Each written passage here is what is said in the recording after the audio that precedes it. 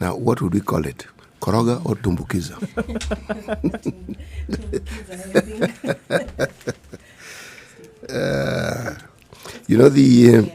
One of the things that perhaps comes to mind even as I'm looking at this is I'm laughing, but the truth of the matter is that it isn't really a laughing matter. No. Because when you read the headlines again, we seem to be heading towards something that we've discussed before. What the headline states and what the story actually is. Okay, and the two you will find are at complete variance, meaning what the headlines seem to imply and what the story actually is. When you read this, you actually think, goodness, at long last, the teachers are going to get money. And then, if you read further, the likelihood, note, underline in red, likelihood of them getting money will be in July.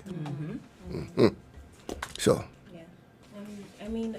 We're at a point in the education sector is transitioning, trying to ensure every kid gets into high school.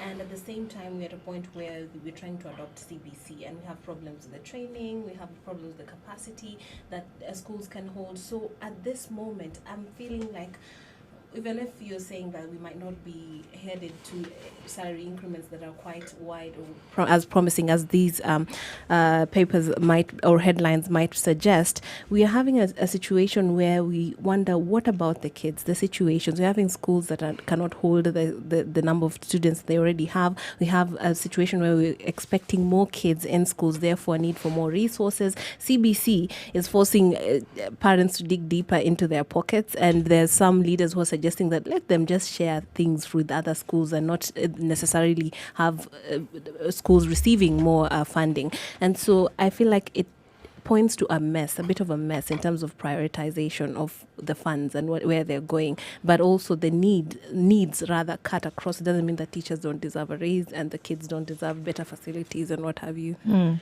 We will be looking at this perhaps in greater depth as you mentioned, but the solution here isn't giving teachers a pay rise. Not really. No. Again, we'll be discussing greater detail. Neither is there a solution in constantly why did they have to tell us all this? Why was it suddenly important for them to give us all this information? Why didn't they give the information in June? You see, there is this little matter of planning. We know the number of students or children who are of school-going age. We know them because we know how many children have been born. We know the numbers. Yeah. So how is it that every year matters to do with education become a crisis? Why do they acquire a crisis status? Well, I mean, we looked at the plan to hire interns because at some point they couldn't afford to hire more teachers. There was the whole, increase the budget. Drama. What do you think they can't afford to pay more teachers? Just add money to that budget so that you can afford it. Yeah, absolutely. Of course, you're going to have to ask yourself the question then, in that whole hiring of interns, where did that come from? And then at this point now, you're looking at 7 billion shillings. This money was made available through some way, right? But in this case, you're not hiring new teachers. You're paying the ones that already are existent. No, we when you throw huge figures at a problem, you are obfuscating it, meaning you are muddying the waters. You are ensuring that what could be discussed perhaps rationally is being put in the... Well, it's something that has now been given a background status.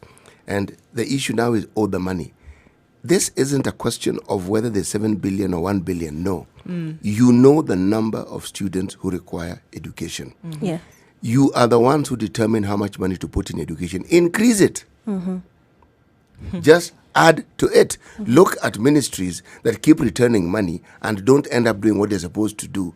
Take money from those ones or simply just budget a lot more money for education. Right. Why is that so difficult? The question I'm raising here really is, all these things that we are seeing and reading points to the fact that education isn't taken seriously. Yes, it's not prioritized. And if this picture on the Daily Nation, page 4, is anything to go by, it just points to the lack of seriousness. Standard 7 pupils take lessons under a tree in Dunga Primary School in Ndiwa, Homa Bay County on January the 21st. So it's not a file picture from like a few years ago. They're literally on benches outside. If it rains, God forbid, or if the sun gets too hot, then these kids are obviously not going to be taking in whatever whatever this teacher is, and also the distractions and basic decency and dignity. Trix, what may surprise you? Yeah. There are very many schools. Yeah. Many. No, this is just one. There are many.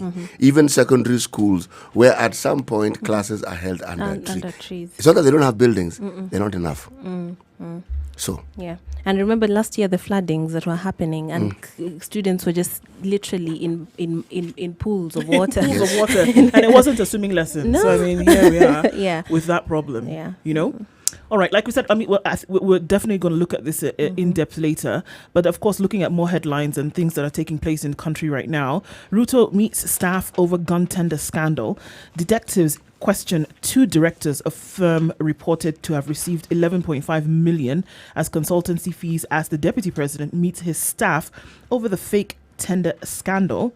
And Crispin Odipo and Doreen Retemo, directors of PZL Company, allegedly played a role in this scam. It's opening up, right? The layers of the onion now are coming, things that seem to be coming out more.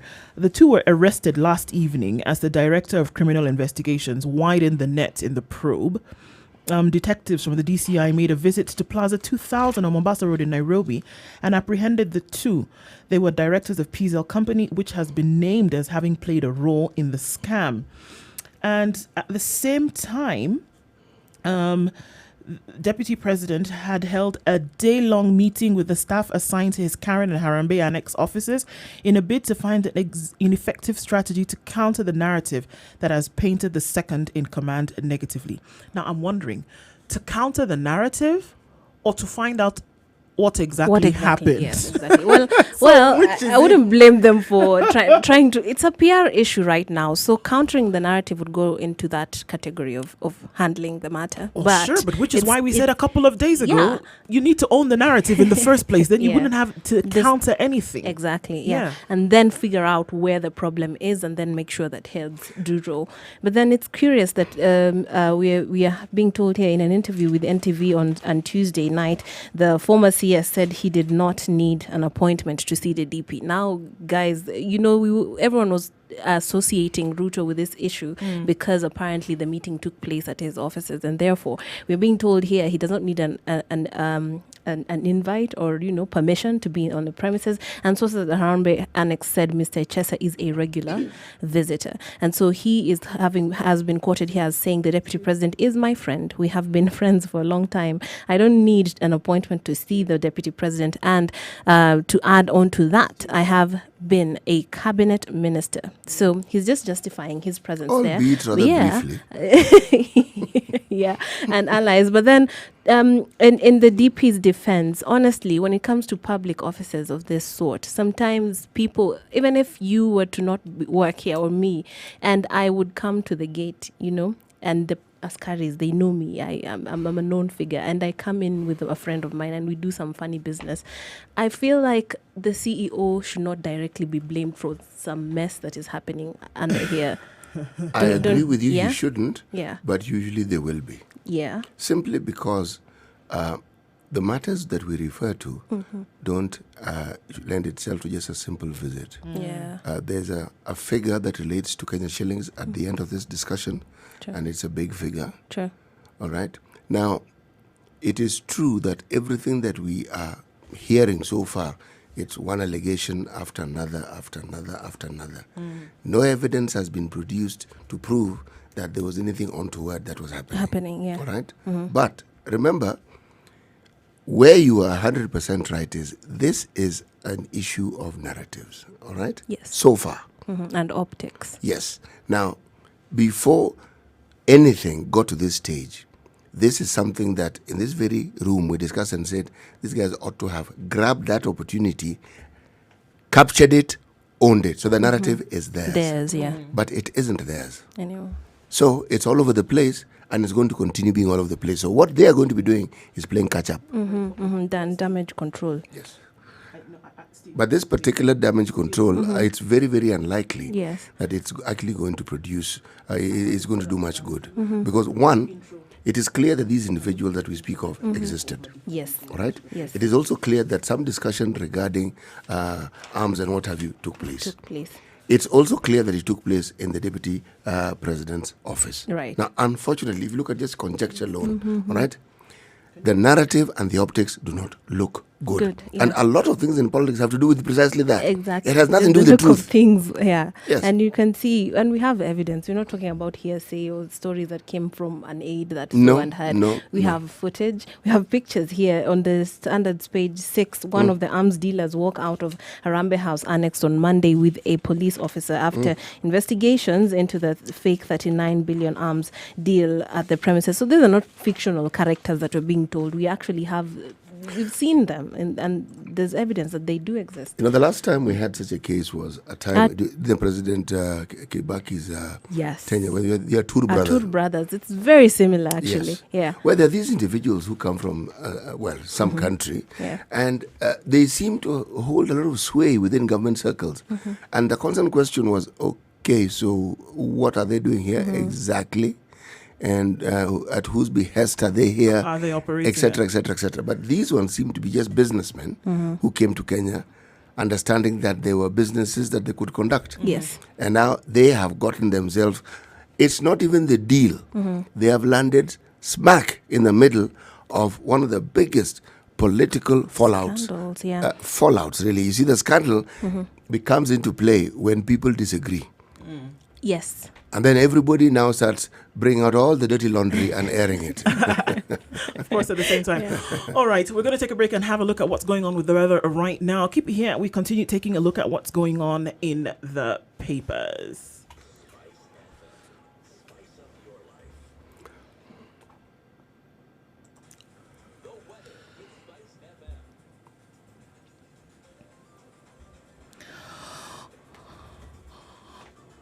All right.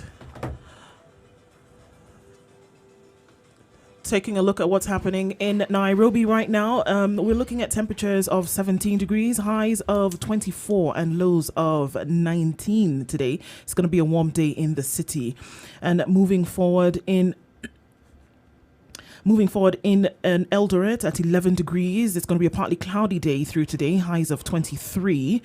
In Kisumu, 21 degrees currently, partly cloudy. We're looking at a high of 26 and a low of 19. In Mombasa at 26 degrees, a partly cloudy day. Some rain showers expected later with highs of 32 and lows of 24. In Nakuru, currently at 18 degrees, partly cloudy conditions through the day, looking at highs of 24 and lows of 16. In Nyeri at 11 degrees right now, partly cloudy conditions through the day, highs of 24 and lows of 18. We will see in Malindi currently at 25 degrees, partly cloudy conditions through the day with highs of 33 and lows of 26.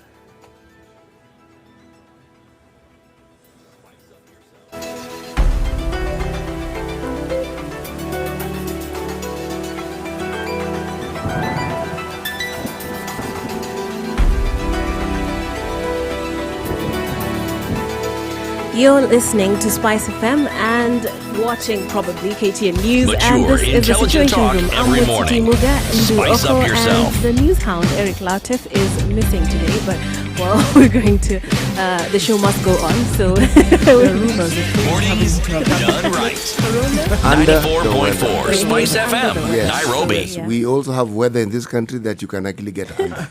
So he's under Under the the weather. weather. We don't need to import the weather. Yeah, Yes. let's not import the weather. Yes. Well, okay, so we're taking a look at what's making headlines, and we are on this big story that has been making headlines: the Ruto, the scandal, the arms deal scandal that is roping in the deputy president. And the latest is that he is calling for these arms dealers to be barred from leaving the country because, obviously, of the shady business that they're being involved in. And I feel like the deputy president is taking on a more hands-on approach as opposed to asking why me all the time.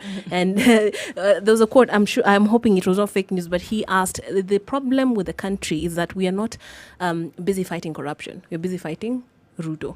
And so he But feels it's a still narrative that he spreads more than he's anybody helped else. very really. well to spread To the spread same that, narrative. yeah. Yes, because every time there is talk about Ruto being targeted, it is him who seems to say it Yeah. more than anybody else. But even as we say this, Yeah. I have an African quote that may suit in these circumstances, he may find solace in. The rain may beat the leopard's skin, but it does not wash out the spots. Yes. Yes, so This is true. yes. But so he needs to stop, in your opinion, playing to his enemies. Whatever it is, his communication people believe to be a good tactic, and I'm sure it is. But the truth of the matter is that every time we have heard mention of Ruto being targeted, it is the deputy president himself who has come out and said it himself. Right. Yes. So perhaps a change in tact should be put in place as far as communication and the optics are concerned. Yeah, so we're told he wants the two arms dealers barred from leaving the country until the investigations are complete. The move comes 5 days after police arrested Echesa, Daniel Otieno Omondi, alias General Juma, Clifford Okoth, Onyango, alias Paul, and Ken Kennedy Oyo Mboya along Harambee Avenue last Thursday. They have been charged with obtaining money by false pretense, forgery, among other counts. My question is, how come the ministers whose signatures were forged are not quite as vocal as, why aren't they? Silence is as effective as a communication tool as words. Sometimes it's even far more effective. Yeah. Because what do they want? What is it that they should say or can say? There's nothing. At this point, there are allegations. One allegation, we know these individuals are in the country. We hear that there was an issue regarding some ammunition that was supposed to be bought. So far, the certainties, there were visits to the deputy president's office. People have been called in for questioning. The former minister, we know, is at the moment being questioned. He was let off on bail. Facts. The deputy president has now called for some action to take place. That's just about it. But the people who want to do business, they are business people. Yeah. So far, what law have they broken? None. As far as they're concerned, they are the ones who have been conned. Now, we don't know whether this is actually true or not. So we're waiting for the story to unfold. Yeah. Waiting for it to unfold for sure, But at the point whereby now he continues to say that, he's being targeted and he feels as if, and then the people around him, of course, come around and say, well, here is another way in which they're trying to smear, any kind of image that he does have. Yeah. So it gets a little bit exhaustive. That exactly. narrative? The people It around is him and he himself spreading that narrative. Yes. So they have to double back and do a lot more work than they would normally do if they actually just looked ahead and did what it is that was supposed to be done. And clean house. Whoever was involved in whatever this was should be, Remember that this narrative has actually taken root. So it's not as though one is going to suddenly just wash it away. Anytime something comes up and the deputy president's name is mentioned, this narrative will spring up. Yeah. Right. And even if it doesn't come into print, but it will be in people's mind, is the deputy president being targeted again? Yeah. And my question would be, do we play to it because, as the media, because having the DP tagged into a story makes it big, even if he's not that close to it. We have made it big. Yeah. Please remember this. Every time his name comes up, it's going to jump out at you as do you something really major that's think going that on. the deputy president and the issues surrounding him are more important than the imminent problems we are facing because of the floods we've had and the locusts? The answer is no. No, yeah. But do you think that mentioning the DP or the DP's problems are greater than the problems that are facing the education sector? The answer is no. Yeah. So we, the media, are the ones who have given it prominence. Well, speaking of problems, why public servants should not expect any salary rise. The SRC needs 192 million shillings to carry out a review.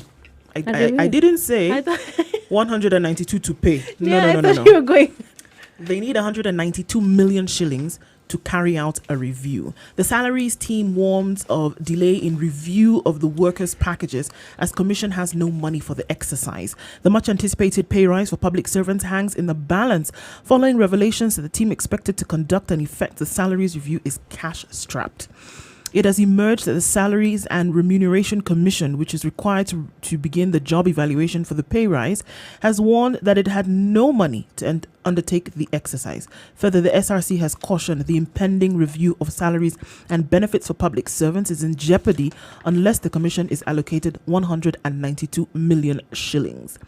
According to the Commission chairperson Lynn Mengich, the National Treasury has not factored the allocation in the budget policy statement and tabled in the National Assembly.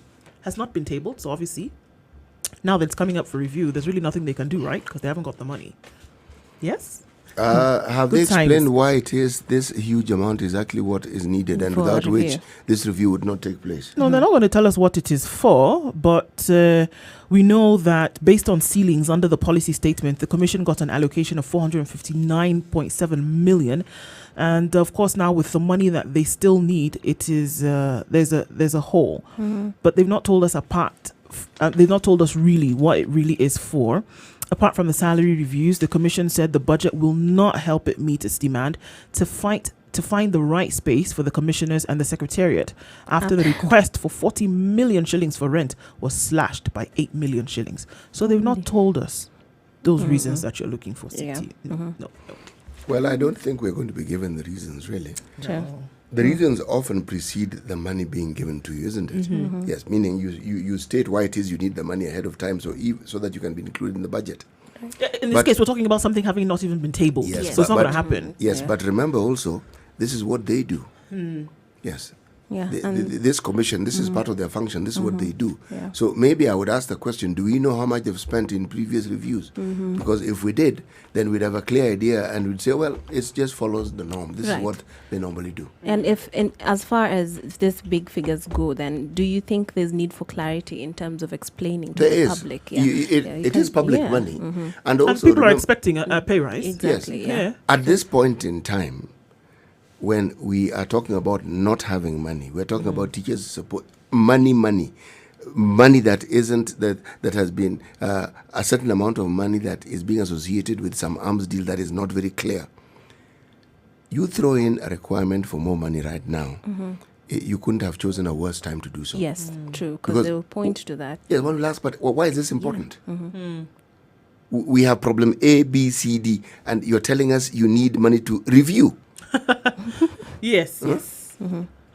And also tagged to that particular story, you told, meanwhile, the Health Committee members were shocked after they were informed that the former Controller of Budget, Ms. Agnes Odhiambo, had left office with the official car.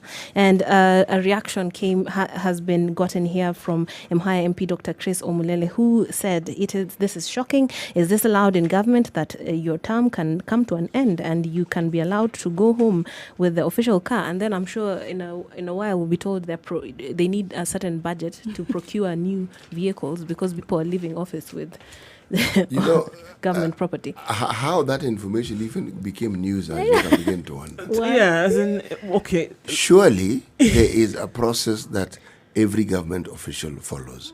And if you want to get back the vehicle, there is also a process that is followed. Why is it becoming a political issue? Because this is what it's doing. It's suddenly acquired political wings. Yes. Right. A car, one car.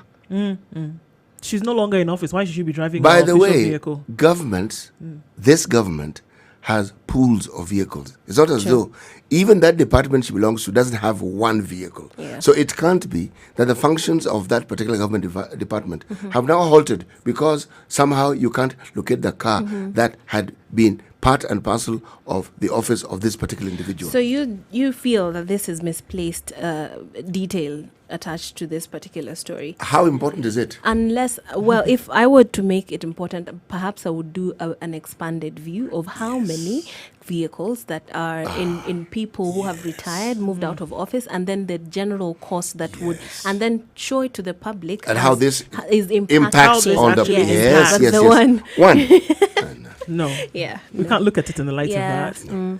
Okay. I think now we see a second judge quitting over issues. A judge quits Mao evictions case over conflict of interest. The day before yesterday, we saw the story, of course, the judge linked to the Babu Owino case recuses himself. Of course, this was after the ZPP challenged the elements of his bail reward, or rather bail application. And so we saw that particular judge recused himself. We now have another judge, and he quits the Mao eviction case over conflict of interest. Victims had asked the presiding judge to recuse himself since his wife may be summoned to appear before he himself. The judge presiding over the case where 599 people were challenging the government decision to evict from the Mao forest has recused himself over conflict of interest.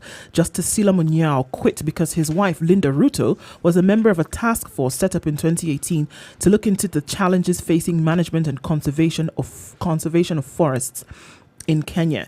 So I think in this case, he's done the noble, I think. The noble thing, absolutely, yeah. and say, you know what? Clearly, it's going to come across that I may or may not have something to do with this, and I can't be the judge and the witness here, assuming that husband and wife are one. I think that sets a good example, I think, for other judiciary officers. Probably they do this all the time, but the gravity of this case, the Mao case, is what makes it this big news. And obviously, we had this making headlines day after day after day last year. So the fact that he would step aside, it clears the way for any distractions that would be happening as this, case goes on. Right. Of course, continuing to look at what is going on in the headlines and in the papers. This is the Situation Room. My name is Ndoko. In the studio with CT Muga, and of course, a joint effort with the Morning Express on KTN with Trix and Gado. We're looking at what's going on in our nation as is reported by the newspapers. We're going to take a look at what's happening on our roads in a short while, and thereafter we'll come and continue to have a look at what is going on. Keep it here.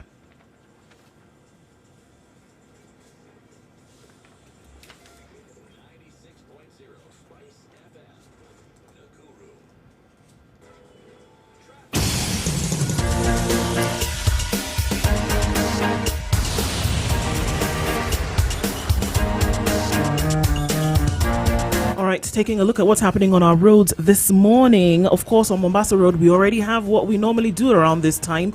Traffic is in rather a gridlock situation and not allowing us to move all the way back to the Way Bridge this morning, and it's chock-a-blocked until you're trying to get around to GM. But we'll see what that looks like in a short while. Lower Kabete Road, just coming round then to the Red Hill area and then trying to join Wayaki Way. We still have some traffic, rather not still, but we have quite a lot of traffic there this morning. Trying to get ourselves moving is not happening as we'd like it to. Thika Road, of course, already giving off those vibes, and we have traffic as far back as the Safari Park Hotel. So this is what we have. Thika Road, Mombasa Road, the usual suspects. The southern and eastern bypasses available for use this morning, and it's not giving off too much of a problem. We'll see about a half an hour when things open up where you might be stuck. Let us know what you see. Spice FM KE is how you can reach us on Twitter.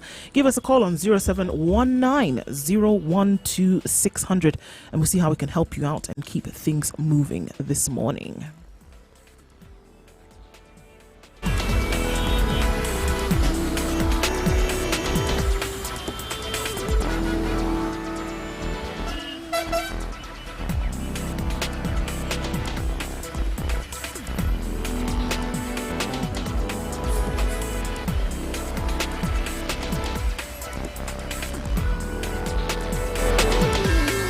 You're watching Morning Express, and this is Trix Ingara joining CT Muga and Dui Oko on Spice FM's Situation Room. And today you're taking a look at the major stories making headlines, and there is a lot from politics down to education. And one of the mature, intelligent talk every morning. Spice up yourself. Intrigues at the Nairobi County, and then you're told on page 3 of the Standard that intrigues of Sonko bid to scuttle his removal. Now, the very latest 94.4 Spice FM. Nairobi Governor Mike Sonko yesterday hosted 53 MCAs for lunch at his Upper Hill office in Nairobi. The lunch was seen as part of his efforts to frustrate his planned impeachment, following reports that some 89 MCAs had signed a petition to oust him. The embattled governor is facing corruption charges, as we all know. Now, the Standard has established that Sonko hosted the MCAs from both sides of the political divide, during which he sought to convince them to drop their bid to remove him. The source said the MCAs were locked in the compound to ensure they don't attend that, of course, session to ensure that there was no quorum. Now, I don't know if this is allowed. I mean, as far as politics is concerned, this seems it's pretty legal. You can do that if you're not literally forcing them not to attend. Like he hasn't kidnapped them, but still it's a bit shady in my opinion. Of course, it still brings in the issue of whether he is or not allowed to expend the duties of office, and all of this then comes right again back into contention. Yeah. And it seems to me that he's taking a very bullish way of doing this. And it's look, until you tell me really what the situation is, I am going to continue. And you see what he's doing. Yeah, it's a lot of lobbying on some kind of county filibustering. He's looking at a way to still keep himself very relevant. until somebody tells him otherwise. And he's, as far as he's concerned, he's doing his job. Yeah. Continues to, you know. There's what you call tradition, and there's what you call accepted practice. You know, it doesn't touch on the legality of those things at all. All right. For instance, is it legal for politicians to dish out money? One could argue it's bribery. One could argue it isn't. It's tokenism. Exactly, yes. Yeah. For the longest time, even from the days when we had councillors, it was normal before an important vote for them to be sequestered, meaning they're put aside somewhere quietly, then they appear on the day of the voting. This was to prevent people from having this opportunity to vacillate between one point or the other. Now, so if someone invites 50, MCAs for lunch, we had the UK-Kenya conference. The UK invited how many African countries? We had the Chinese conference. They invited how many African countries? So this idea of someone inviting people together to discuss and talk about a common... What's the problem? Yeah. It is known practice. Yeah. It is something that people do. So really, we can discuss it in the light of what the governor is going through. You may impute that there are other reasons behind it, but it's just conjecture, really. We don't know, do we? We can take a wild guess, okay? But they might have as well just been having lunch. Yes, but being politicians and given the situation the governor is in, we would further speculate that it may not have been just lunch. And yes. Of course, that comes into the ring of contention. Speaking of contentious matters, NHIF now denies that 6 billion shillings in reserve funds is missing. I guess it has made a miraculous re-entry. The fund recently announced austerity measures totaling 1.1 billion shillings. The National Health Insurance Fund officials announced early this week that they would adopt austerity measures to keep the insurer afloat. But insiders are wondering what happened to about 6 billion it held in reserve for turbulent times such as these, because it was made public that they had this kind of money in reserve should anything happen. A reliable source, we don't know, a member of the insurer's senior management who met with the nation estimated that more than 5 billion may have been used on printing the Afia Care cards used in the 4 counties where the UHC project was piloted. But the management has denied these allegations. The health ministry is also said to have defied counsel not to create a parallel system to NHIF, as UHC was sold as a health system strengthening initiative. According to the Finance Act, a project of that magnitude financially needed policy backing and cabinet approval, but neither took place. The insurer also has systems to register and print member cards, but the ministry introduced Afia Care cards that were part of the launch by President Uhuru Kenyatta on December 13th, 2018 in Kisumu. As we speak, there are no cards yet, but this money was used for cards. Cards have not arrived. Calls and short text messages to the ministry's designated spokesman went unanswered.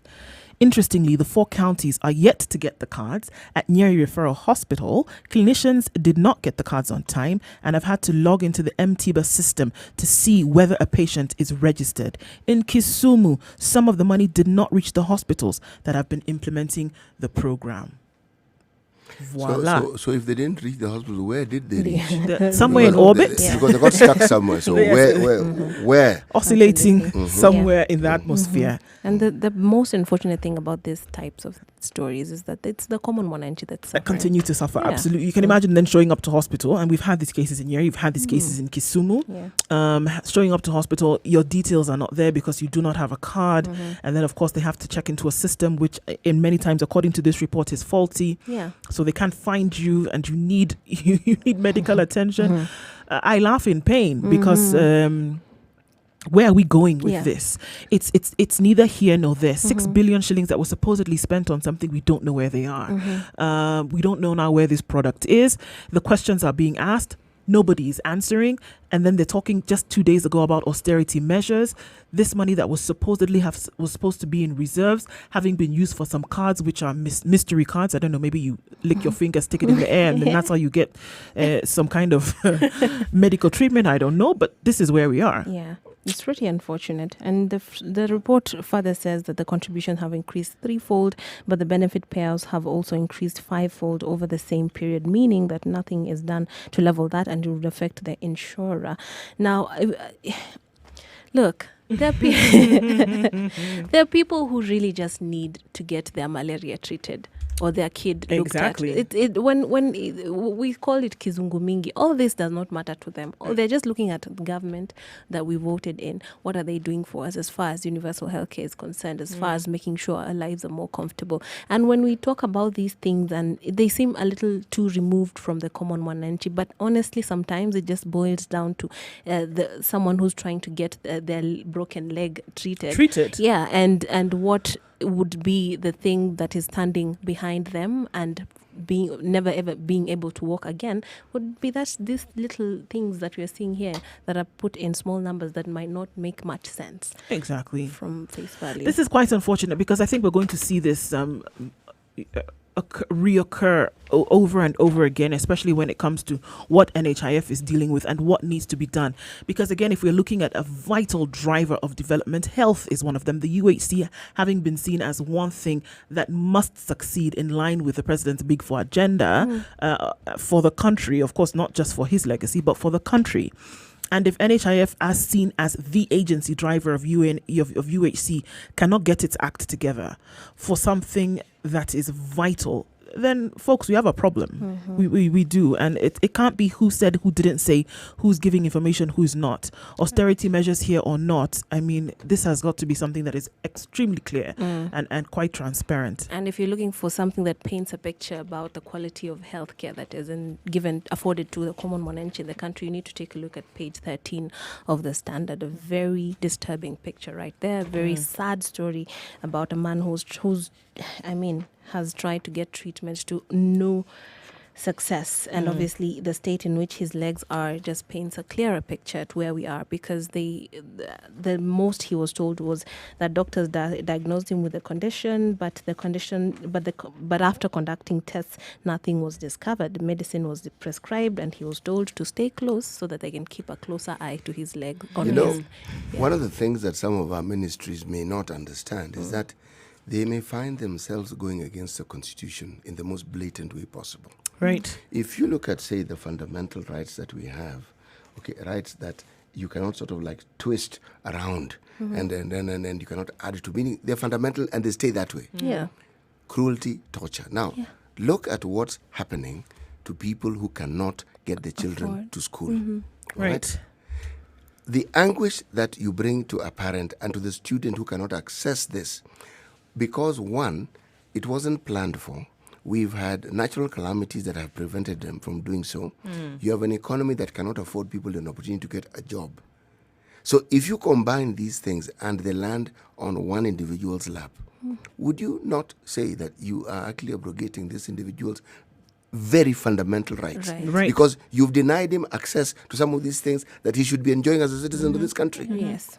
If someone cannot access healthcare, if someone cannot access education, whether it is because the TAC has decided to transfer teachers or the teachers aren't enough, whatever the case is, so long as that fundamental right has been denied to this person, you will find yourself in direct violation of the Constitution. Of the Constitution.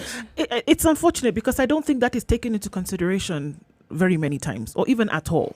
People talking about, what you do or don't do and how it is in direct contravention to the Constitution, the very law under which, everybody in this country is governed.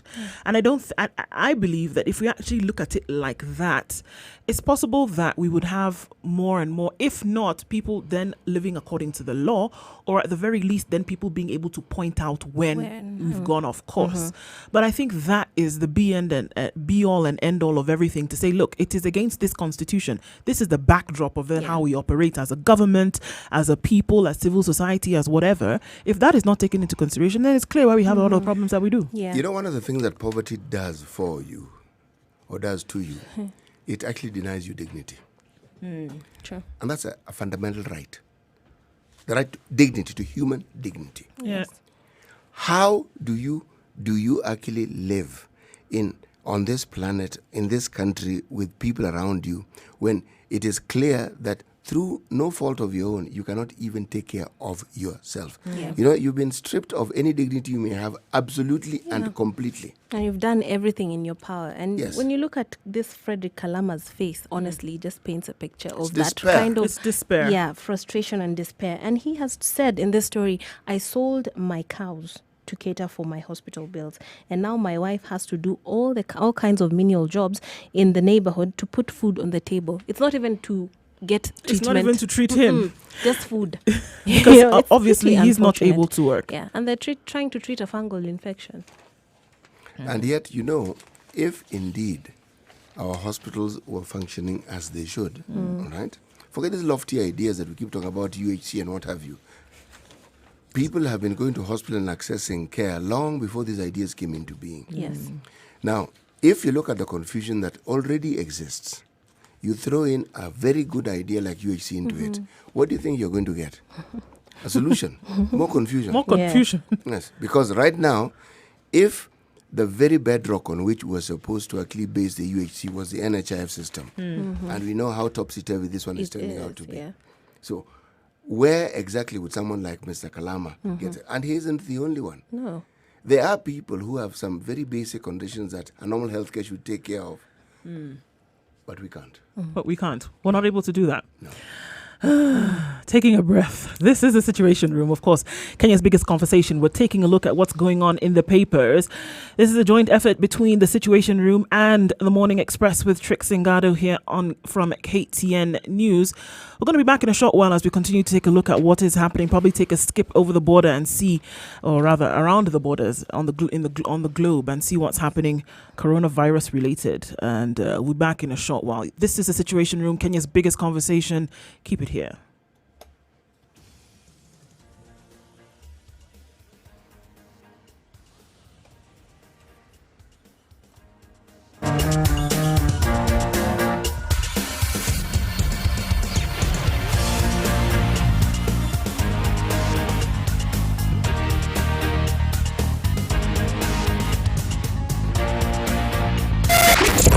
.9 Spice FM, Mombasa.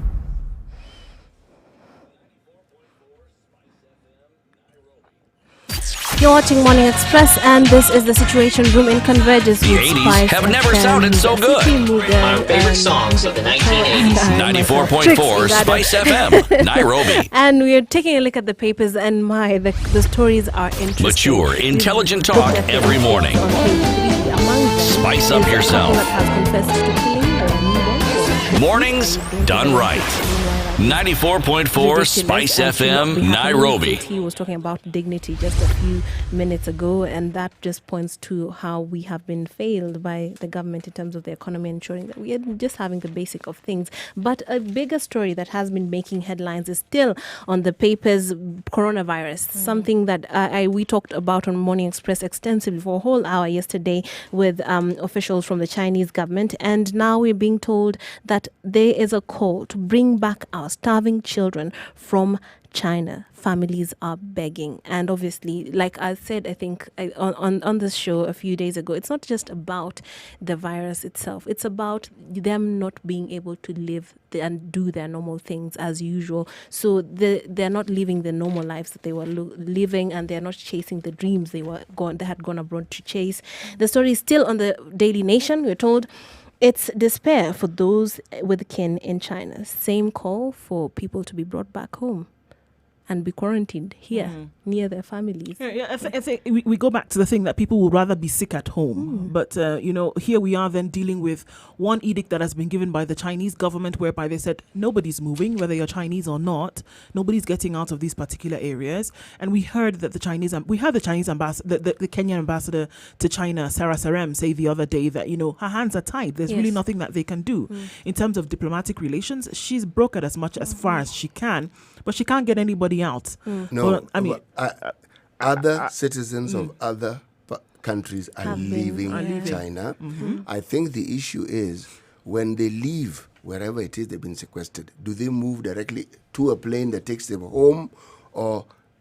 And who is responsible for that transition? Yes. Yeah, because a fear would be you go from China to Addis to Kenya. Yes. And so there is a lot of interaction in between these nations, and the big fear is spreading the virus as you're traveling across the globe. And that's why they're actually chartering planes, meaning that plane isn't going anywhere, but directly to the destination. Yeah. Yes. So are we the ones failing to facilitate it, But, or are they stopping us from taking our people? No, it's abundantly clear we're not doing what we're supposed to do. If these other countries are able to ferry their people to back home, have you heard the government of Kenya telling you of the plan they have? Have you? No. Yeah. No. Well, there was a question. One of my guests, I think a few weeks ago, suggested that we are afraid of doing things that will offend our allies and our friends. Offend them how? We're talking about Because of all our trade deals and all. But offend how exactly? Yeah, by removing our people from the nation. But how does that become offensive? Everyone who is Kenyan, who is in China, from what we've been told, have been tested and they've been found negative. Negative, yeah. So, and there's a quarantine period of 14 days so that you put aside. They're long surpassed that period. Yeah. And none of them has exhibited anything symptoms. that's close. Yes. So why not just bring them home and quarantine them further? Remember, we were told categorically that KNH have actually provided such a space. Yes. Then why don't you bring them and take them to that space? Exactly. If that space actually exists. Yeah. And the Chinese officials that I was talking to yesterday did indicate that they are willing to help in the facilitation to ensure that when people come back, whether they're Kenyan or Chinese, whatever nationality, they're put aside, taken care of, watched for that period of time, and just make sure that the problem is that they're not sick. So they can make, and now we have kits to test and to ensure. The WHO has been very instrumental in making sure that we have the capacity to deal with this problem. So somebody is not doing what they need to do to help these families. The negotiations are not as in-depth as they need to be, perhaps, or, Do we just not care? This is the thing. That's the question that then must be asked. Do we care enough to do something, to go as far as necessary to get people out? Because people are genuinely concerned about their loved ones. Those in a position whereby they're not allowed to go out, obviously because of the seriousness of this disease, the dangers that are posed. People are not able to leave, so you'd rather come home. And like we said, other nationalities have moved their people without question. So why can't then this happen? Yeah. Look, this one doesn't even require profound thinking. Deep, yeah. No, it doesn't. We have students, we have citizens of Kenya who are in China. Business people. Yes, they are in the same position as many other people who visit China for business purposes or for whatever purposes, okay? We have seen countries who have evacuated their people. We know of countries who haven't. Yeah. Now, we have not heard anything from our government that indicates that they have a plan to evacuate. Let's start there. Yes. So the issue of refusal and refusal doesn't even come into discussion. If we knew of a plan and were told this is what they had put into play and this is what the Chinese government had said or done, then we would say, oh, there is some difficulty in getting out our people. None of that has happened. Right. So we're at the point where we're saying, can the government please inform us of the plans that they have or the plans they've put in place to ensure that the citizens of Kenya who are in China can be brought home. That's it. Yes, Exactly. And when it comes to governance, I think there's more to just facts and figures and measures being taken. There is a way that you can deal with your citizenry that will make them feel like they belong somewhere. When you're outside this country, the biggest feeling that you can have is a detachment. And the best thing that your government can do for you, and which I think Sarah Serem did by being very open and showing that she's been trying but she cannot, is that you do something that will show your people that we've got you. You understand? Even if you feel like it's not necessary or it's going to jeopardize some diplomatic, friendships and ties. Just do something that makes your people feel that we have you. We are your government. I am your president. If it's the president doing it, that makes them feel that they belong somewhere and they're cared for. Well, of course, and then you have to ask yourself then who over whom, citizen over, diplomacy in this case. Yes, for sure. People then need to be taken care of. And of course, they need to at least be seen to be the priority. At least we were talking about optics earlier on. Yeah. Yeah, it goes a long way, by the way. It definitely goes a long way. Of course, today, the pullout in the Standard is the real estate pullout, home and away, looking at what of course is available, what is up for grabs when it comes to real estate issues in this country, and very clear that all indications are being given that the bubble may or may not burst at some point when it comes to real estate, home and away. One of the issues, of course, is why rich pension schemes are struggling to sell prime assets. Of course, it comes out that there's no money. The float that initially people would have to buy these prime properties doesn't exist anymore. Right. So it's clear that properties are sitting there and nobody really knows how they're going to get rid of them. We have to sell in a manner that members get value by ensuring we always sell at a profit so as to benefit pension, according to Ms. Mulwa, who is, of course, the head of RBA. She says two properties that was selling to boost investment returns, including in different areas. We advertise till we find a buyer. This could be subdivided and sold. We're still thinking about property as some of theirs that can be too old, that needs to be redeveloped. According to the Association of Retirement Benefit Schemes Chairman Simon Yakundi, the attachment to property by members has curtailed the scheme's power to sell at good prices when the market was ripe. Of course, we're seeing now that the market is not so ripe. Slim pickings and market dips. The market dip hits low-end developers, and low-end developers are looking to maybe make a profit at this time, whereby the high-end schemes are not working out. Right. And, this is not a Kenya issue. It's an economy issue, because a few years ago, they were doing quite well. Even lawyers were celebrating, because every time they would be in charge of this, every time a unit is sold, they get their cut. Yes. Right now, those deals are not lucrative at all, even for lawyers. So it's not going well for anyone who's in the real estate business, and it boils down to how the economy is doing. So it's seemingly a bad investment. Maybe it will pick up if things change in the country, but for now, clearly, it's not good. Yep. All right. So, of course, been looking at other things that are taking place in the papers today, and even stepping over. The Uganda speaker has summoned the First Lady. Uganda's parliamentary speaker has issued a fresh summons for First Lady Janet Museveni, who is the education minister, following a row over the introduction of a new curriculum. Of course, in Kenya, there is a new curriculum. And of course, there have been outcry over the last few days that, we're not really sure which way we're going with this thing. Teachers are not well trained. Others are. In Uganda, Mrs. Museveni failed to appear before Parliament on Tuesday following a summons issued last week by Speaker Rebecca Kadanga. She sent her apology through a colleague who serves in the Ministry of State for Primary Education and asked to appear before the lawmakers today. Of course, the speaker issued a fresh summons and said the First Lady has one last chance to show up. I don't know what the or else would be in this case, seeing as you're talking to the wife First of Lady. the president. Uganda's MPs accuse the ministry of implementing a new curriculum for lower secondary education, despite Parliament ordering for its suspension. The lawmakers were concerned about the scarcity of textbooks and the lack of training for teachers in the new curriculum. And that's the problem with such appointments. That's why it is frowned upon, because now when this individual does not deliver, it literally rests on their head whether they decide to deliver or not. And in case they are not delivering, then what do you do? Because they have powers. There's that, a weight behind them. True, there is that detail, but remember, they're not being called in as the First Lady. They're being asked to come in as a minister, but you're right. Everyone knows whose wife they are. Okay. Now, again, an opportunity lost here. If indeed she is eventually going to go there, but couldn't because of extenuating circumstances, we will see. But if you just leap across the border and go to Rwanda, where the president has been giving his ministers a proper dressing down on issues of morality, of issues of ethics, and people losing jobs because of such things. Now, you would argue and say that, okay, which system do we think serves the people best? Because you're going to then ask, should this lady, should the president's wife have been given this job? And you may find she's just as qualified as the next person. It's not as though she couldn't particularly hold that job.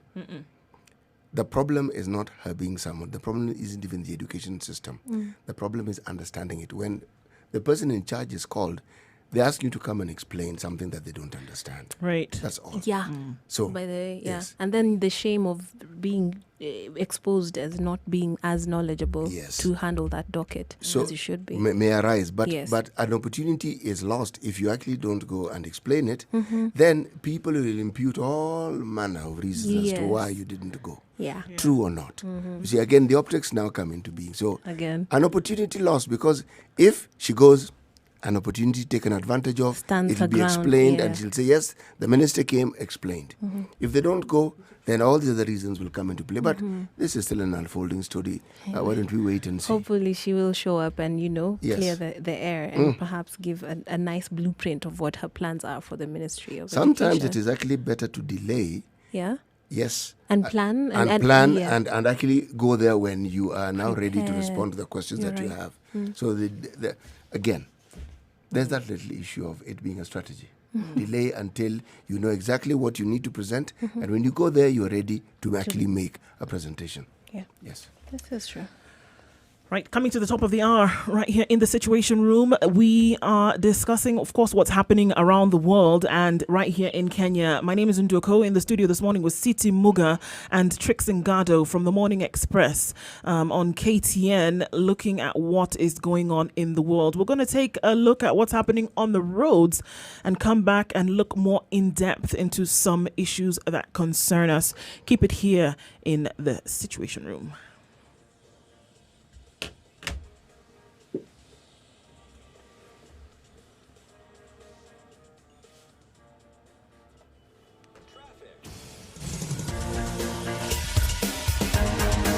All right, taking a look at what's going on the roads right now. On the Thika Superhighway, things are looking a little bit crazy, where nothing is moving as quickly as, of course, you'd like it to.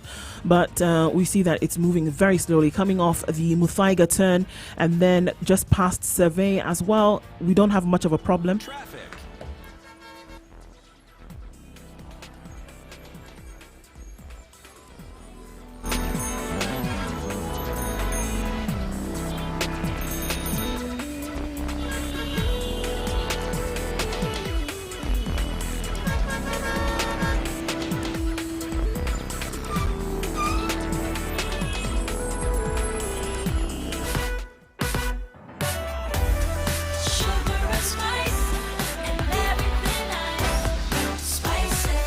Spice up your life.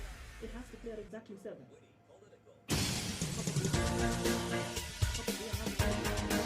This is the Situation Room, the home of hard-hitting political commentary and penetrating insights about the state of the nation. This is a talk radio experience like no other. The Situation Room, a place for hard truths, debates, and elevated conversations. The Situation Room, witty, political, engaging, deep, controversial. In the room, we have C.T. Muga, researcher, academic, seasoned political observer, a fountain of wisdom in these politically uncertain times. Ndu Oko, Nigerian by birth, Kenyan by choice, communications expert, Pan-Africanist, a truth seeker and believer in people power, and Eric Latin, agent provocateur, the man in the chair, seasoned journalist, news hound, a man who believes in punching up, not down. 96.7 in This. Eldoret, like we said, Nyeri at 90.9, Malindi at 97.7. We are broadcasting live on Spice FM KE. And this is on YouTube as well as Facebook, where you can find us. This morning, I'm in the studio with Siti Muga and Trix Ngado, and we're looking at issues in depth this morning. Siti, do tell. One of the things that is actually interesting about the education system, not the one that we have, but education systems around the world, they actually bespeak volumes of the citizenry in this sense. The importance that is bestowed on an education system will directly correspond to not just the citizenry or what we call the labor force or the human resource, but to the production of that particular country. The Scandinavian countries, or what we call the Nordic countries, have been praised and continue to be praised for their education systems, which continuously produce the sort of human resource that is almost unparalleled in the rest of the world. And if you look at what they do, it's really not that complicated. You start with, first of all, how they train their teachers and the level and the intensity of training that teachers are required to have. Secondly, the structure of their school systems, what they have.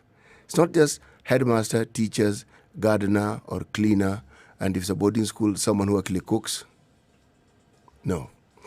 What they actually do, in addition to all these things, they have what you call a social worker in a school, they have a nurse, they have a psychologist, and then comes the punchline, the number of teachers that they are likely to have in a class. 3. Yes. A class? In a class, there will be a teacher who's responsible for students who seem to be up with it and seem to understand things quickly. There'll be a teacher who takes care of students who seem to be somewhere in the middle.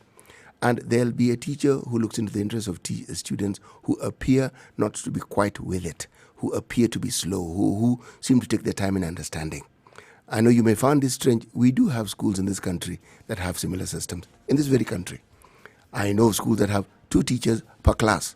There are schools that have a teacher and an assistant teacher, meaning they've understood that not every student in this class will be able to get whatever the other students are getting. Then there are the number of students that you have in a class. Now, and then this one takes a punchline. The education systems are free.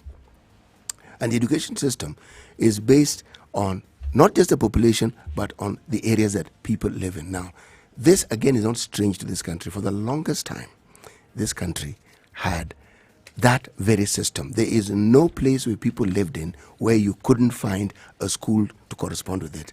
A kindergarten, a primary school, a secondary school. Brings me to the question. When did the rain start beating us? I'll answer that question myself. The rain didn't actually start beating us. It was raining all along. All we did was we removed the cover that we actually had. And the cover was making sure that the things we say we do, we plan for, we finance, and we actually get them done. Quite simple. Right now, we find ourselves in this situation where words are considered to be the solution to every problem. You have a problem, you go to the respective department, words are thrown at you. You go to a minister, you go to a PS, any responsible person, words are thrown at you. This particular situation, and this is my position, we are not going to stop talking about it because it is undermining the very fabric of this particular society. It's undermining the very fabric of the Kenyan community. And it is guaranteeing that we are going to have an entire generation of children who will grow up feeling that their country neglected them and that they were the underprivileged. This isn't a situation that we must give priority. No. This is a situation that we must consider as an emergency. Yeah. I totally agree with you. And I love that you brought up the fact that these Nordic countries are prioritizing education.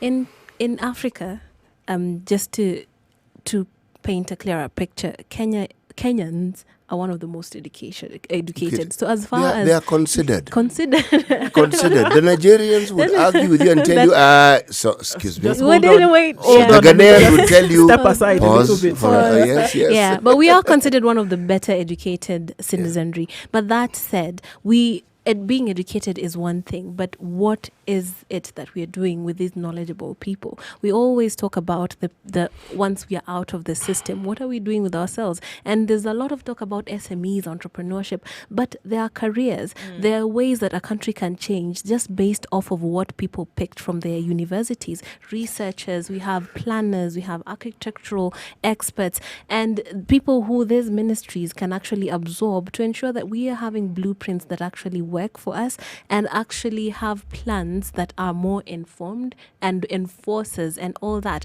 But then we are stuck with a population of very educated people that aren't sitting ducks, and we are running away to other countries having brain drain because we just aren't doing much with the education that we are very proud of and we brag about all the time. I think if we look at, what a lot of, quite a number of experts or those who are really vested in making sure that, development happens on the African continent have called African solutions to African problems. it starts from looking within. And of course, I mean, I think we can go blue in the face if you're white, or whatever color you are. But if you look at the fact that we can go blue in the face talking about examples of countries that went insular and used whatever it is that they had to then be able to propel themselves forward. We have so many examples. If we want to look at Kenya specifically, of blueprints that have been written, policies on paper, beautiful policy papers that have been done, have been adopted by other countries and then replicated in those countries, used, and then here we are still on. Do we want to talk about Rwanda? Do we want to talk about Ethiopia? The other day we had Nigerians coming in from the cattle belt of the country, coming here to benchmark about how they could then take it back and use in dairy farming in Nigeria. Right here in Kenya, policy papers were then taken back. How then did you succeed? What were you then able to do with it? Taking it back and then implementing it. Konza City, we saw that there were twin papers that were done. Here in Kenya, ministers came from Ethiopia, took back the same idea, have been able to then go back implement it, and it is doing right. I mean, I'm told that it's Singapore that copied our housing finance system and went and implemented it. Not just housing. Yeah. We had sessional papers that dealt with how we want to revamp the economy, how we want to grow it. In true Kenyan style, beautifully written. It's not just Singapore. It is argued that even Malaysia. This Kenya, what we call the Kenyan School of Government, they say that these leaders, Mahathir Mohamad, Lee, it is said, they actually came to Kenya. They actually, physically, not they sent someone. Right. If these things are actually true, then what it means is that our strength has always been in being able to document things in a way that, if put into practice, could bring about change. So what is it? This is the thing, and I think it's we need to be able to look very clearly and be able to pinpoint 1, 2, 3. What happens between this beautiful plan and then the implementation of the same? I understand that in a lot of cases, the people who put the plan together are not necessarily the ones who implement it, right? But there's got to be a well-oiled machine that works, right? You have the fuel, it sends it through, the engine does what it's supposed to do. It's all the same vehicle. So what happens? I really am at a loss because I really want to understand what happens between the putting together of a policy and the implementation of the same that then doesn't allow it to work. Why can it work in other countries? Look at Finland, for example. Primary school, they're at the point whereby it's not even they're at the point whereby they're not even using books to learn anymore. It's about exploration and total comprehension of your surroundings. That is what we're looking at now. And then here we come and you gave the example just a few minutes ago about students in 2020 still sitting outside to learn. Whereas people might say it's fantastic because you're one with nature. Okay, great. But then what about the elements that would then be able to use to distract you? The kids, because this is not, I mean, where are we going? Is there any kind of interest for forward trajectory instead of just oscillating in one place? To your question of what the problem is, where there's the missing link, obviously corruption. There's the monies that are allocated to make these plans work. And we hear about the plan, we hear about the procurement deal, and then we hear about how it fell apart. And then it's splashed all over the papers over and over again. So the planner did what they were supposed to do. The the trouble usually starts when they're now trying to figure out who can we partner with or who will we, give the tender to. And then we have the kickbacks and what have you. And before you know it, this plan is sitting on the shelf somewhere gathering dust as we launch an inquiry into why this did not happen. Let me fuel the question that you've asked by simply explaining this. You see, one of the things that one of the indicators of perhaps the wealth of human resource that a country has is the remittances, meaning people who go abroad and then send money back into the country. Now, Nigeria has led for the longest time. It tells you two things. Nigerians who are living abroad have a keen interest in the homeland. They keep sending money back. Yes. But there are also many. The other countries have people outside, but they simply stay there. They never send the money back. Of interest, Sudan follows. I'm talking about statistics that I got. The only one that I couldn't get a current one, but this is 2010. Right. 9.6 billion. I'm sure it has increased. I'm sure it has increased significantly. Yes, $9.6 billion. Not million, $billion. every year. Yeah. Okay? Kenya follows with 1.8. Kenyans remit even more money than South Africans who only remit 1 billion. Wow. Yes. Uganda 0.8. Ethiopia comes after that and the other countries. So meaning, in terms of, if that were to be used as an indicator of people who have an interest in their country, you would argue Nigerians are really interested in their country and they keep sending money back home. The Sudanese are really interested in their country. They always say, Kenyans. It could be that, or people understand that, the suffering is rife and I need to do everything that I need to do to make sure that my family doesn't continue to suffer. Me, who's been given the opportunity to go out, True. I want to make sure that at least they have something. But some of the others, they're also equally suffering. And they are, but then you see, it's not that they don't remit. Yeah. I am simply pointing out some of the large remittances.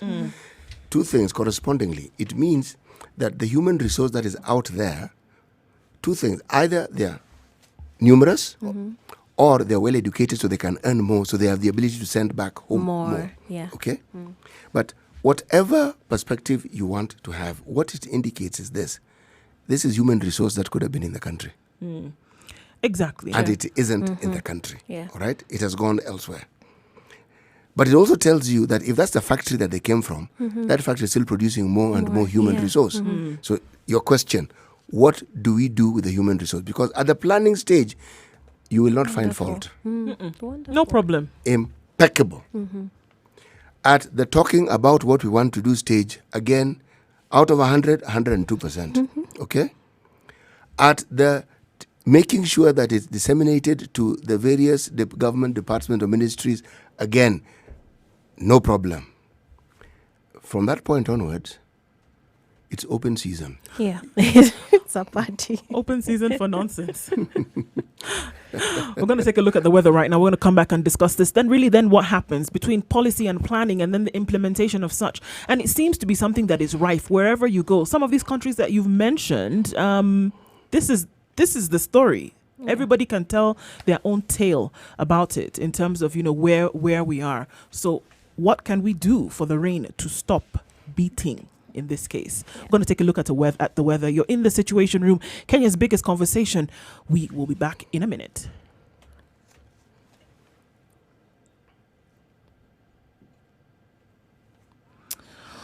All right, taking a look in Nairobi, we see currently at 16 degrees, partly cloudy conditions through the day with highs of 24 and lows of 14.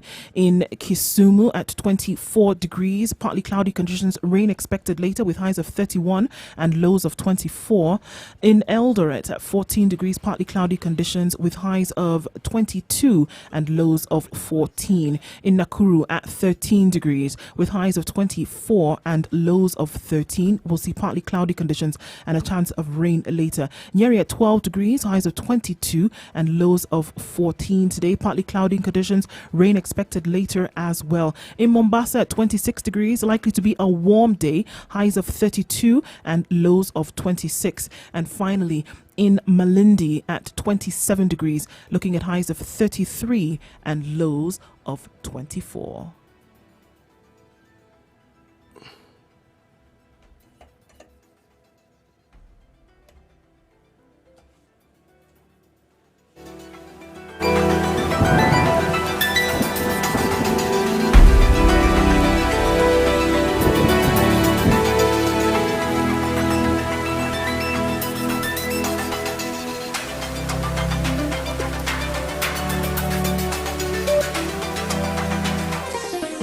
Chilled Spice. You're tuned into the Situation Room, broadcasting all around the world. Spice Mature, intelligent talk every morning. Spice up yourself. As well as Facebook broadcasting live. My name is Yoko. In the studio this morning with Susie Muda and Trixie Gado. And we're looking at Mornings done right. Why? 94.4 Spice FM, Nairobi. But then looking across the sector, across sectors. Actually, it's the nation this as a whole. This entire discussion is actually around education because remember, I brought in remittances just as an indicator of what a possible and positive outcome of education can bring about. Okay, now you're talking about education on this continent. The people who take the lead. I mean, if you're talking about Egypt, right up there, Nigeria, Ghana, right up there. these are countries that brought in what we call the Western style of formal education very early. And as a result of this, you will find that these countries have citizens whose origins from their country all over the world. Now, what I brought into play was now those whose remittances to their country contribute significantly as a huge portion of the GDP. Meaning, when you look at the percentage that the money they send in, it's huge. It's not that these other countries that I mentioned don't send. They do. They do send. Yes. But some of them have... Expertise does Yes. not, yeah. Now, our education system, as we know it, it's not that it doesn't work. It does work. But our complaint is that it could work so much better. Better. Yes. The rain, as we say, started beating us, not because of lack of classrooms or no. When the ethos surrounding education changed and the educator, meaning a point was reached in this country when if you wanted to become a teacher, or let me put the argument correctly. If you had an option for a career path and you couldn't make it, the option that the system selected for you was academia. education. Yeah. So it became an option, and this is a thing. It When is an you option failed to where get you- what where you wanted. Whereas it should actually be a driving occupation in this country. If we pause there, Right. I am going to take us back to the Western countries that have these remarkable education systems and move from the Nordic countries and come to Germany. First of all, you start with the level of education that you are required. Masters. To be a teacher. To teach anybody, to teach anybody's child. minimum. That's so cool. And then they are well paid. They will live in the place where even a minister will live, a high-ranking government official will live, an ordinary teacher will live there. Now, what it therefore means is that you are, apart from just having that basic degree, the re-education and constant refreshing that you need to undergo to ensure that you keep up. Right. Now, the net result is that you have people who compete to get into those jobs. It's competitive. It's not where you are dumped. Yeah. Ours, it's where you are dumped. Yeah. Okay? So you have a situation where the people who enter that system as educators are seriously motivated. Right. And if we're now going to compare it to Kenya, the teachers each and every Are other seriously year demotivated. Yeah, demotivated. They're always singing solidarity forever for us, trying to And they get sing better it, pay. and they sing it really badly.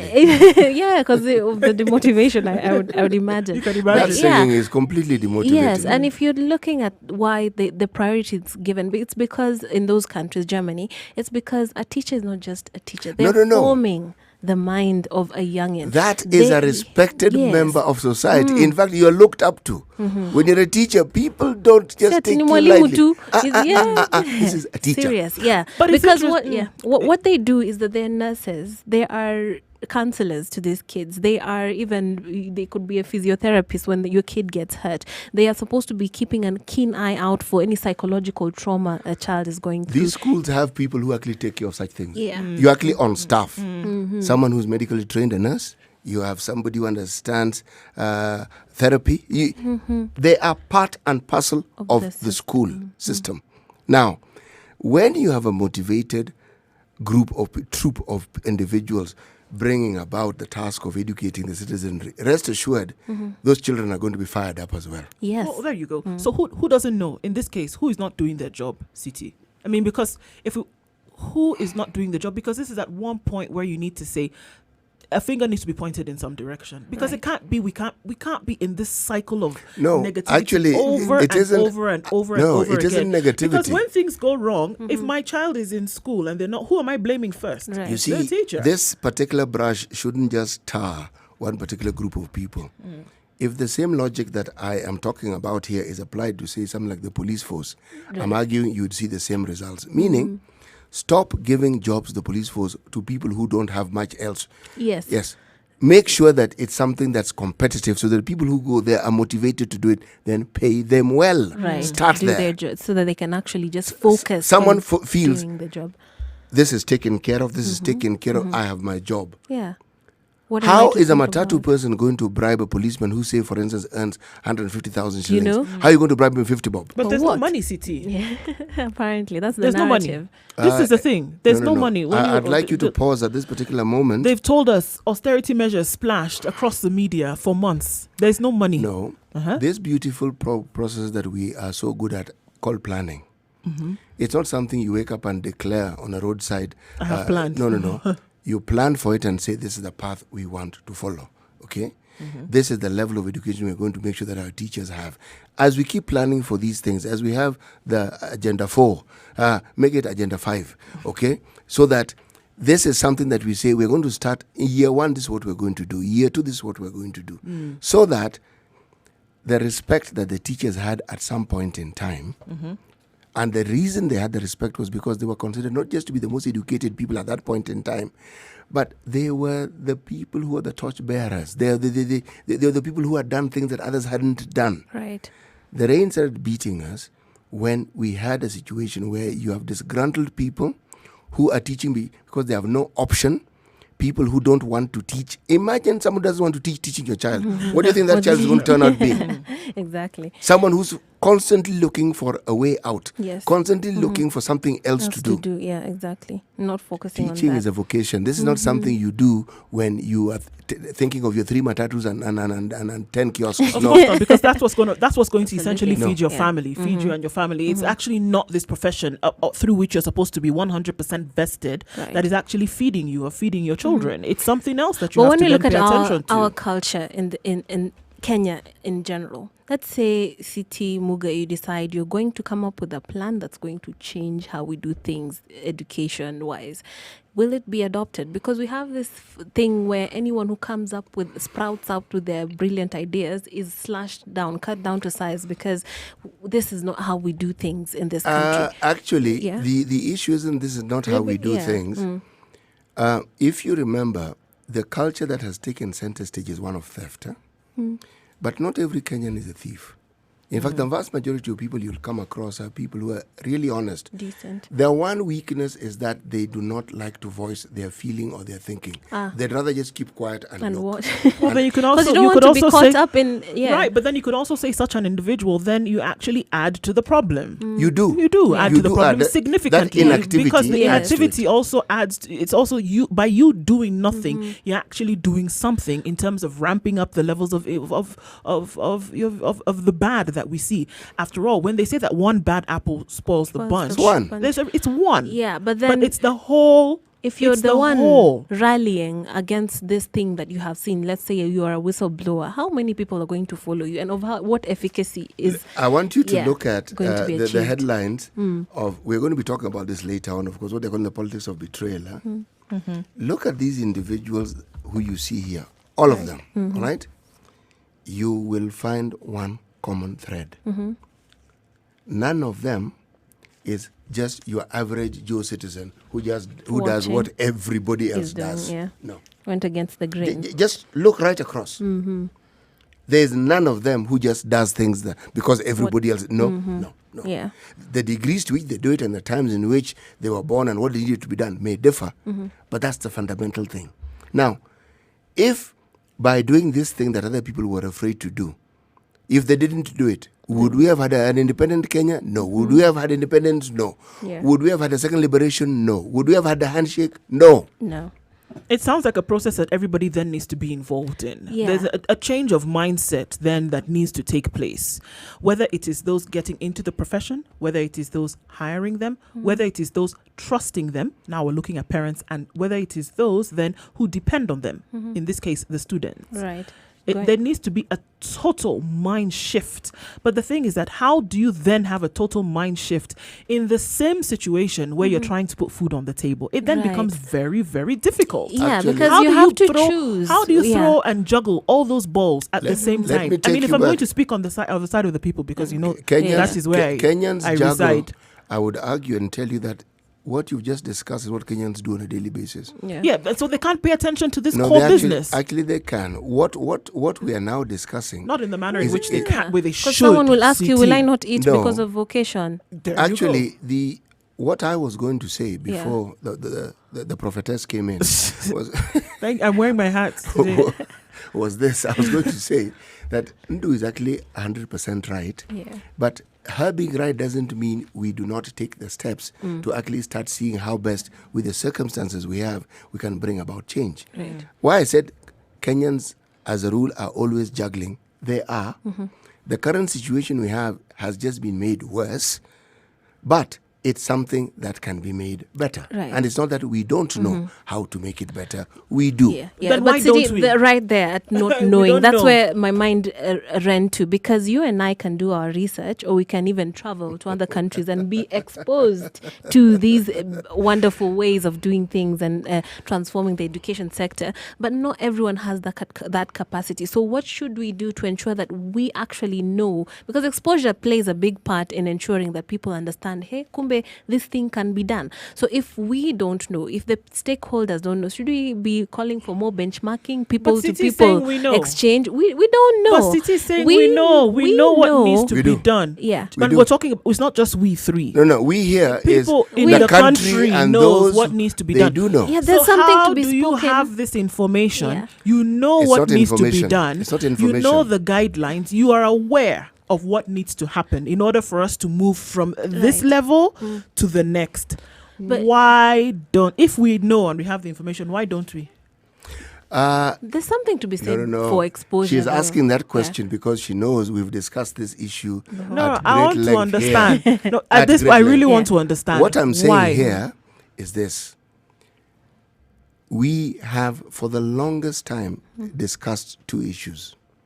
Is it that we don't have the will? Or are we complicit, or are we part and parcel of the problem?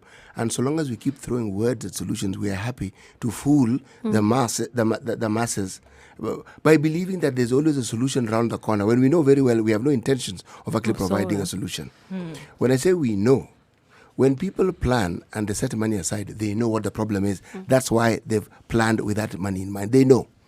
Our problem is never that, it's making sure it's done. So the question you're asking is, how do we make sure it's done? How do we make sure it's done then? And it's not a matter of tie your hands behind you or tie you to a chair and make sure you actually do it. We could try. Maybe those are the measures that we're going to have to take. Kenya's biggest conversation is taking place right now. Siti Muga Ndoko and Trix Ngado in the studio today. And we're taking a look at then really what needs to be done to change some of these fundamental problems that we see. We're going to take a look at traffic. You're in the Situation Room. Don't go away.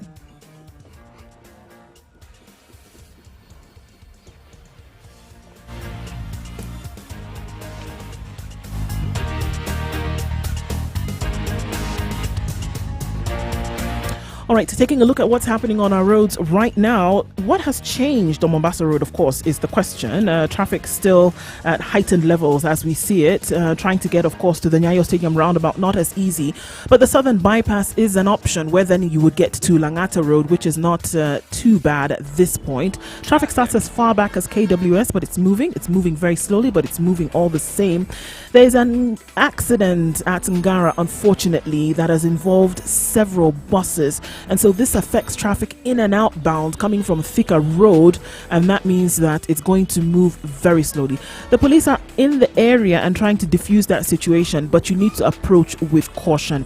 Prepare for hours of jam, unfortunately, on Thika Road today, because a lane has been closed at the Garden City, making 4 the total number of lanes closed at this point. And this is why you have so much traffic on that road right now. Okay, taking a look at other places right now. Jogo Road getting into the city center, not so bad right now. Gong Road also, as you get to the city mortuary roundabout, won't take us too long either.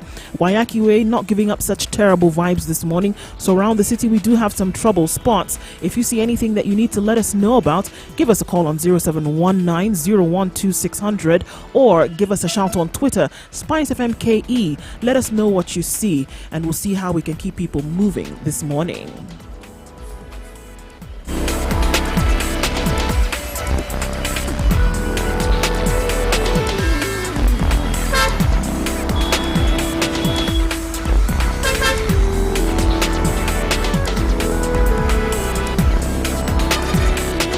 This is Kenya's biggest conversation in the studio this morning. CT Muga, Trixingado, and Ndroko. And we're looking at the education Mature, sector, intelligent talk every morning. Where? So, Spice up yourself. Mornings done right.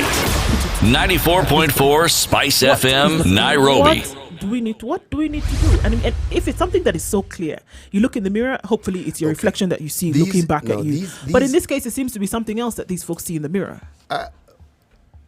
The problem that we are speaking of now didn't begin yesterday and sort of like acquire full growth the following day. Mm-hmm. It's something that's taken time.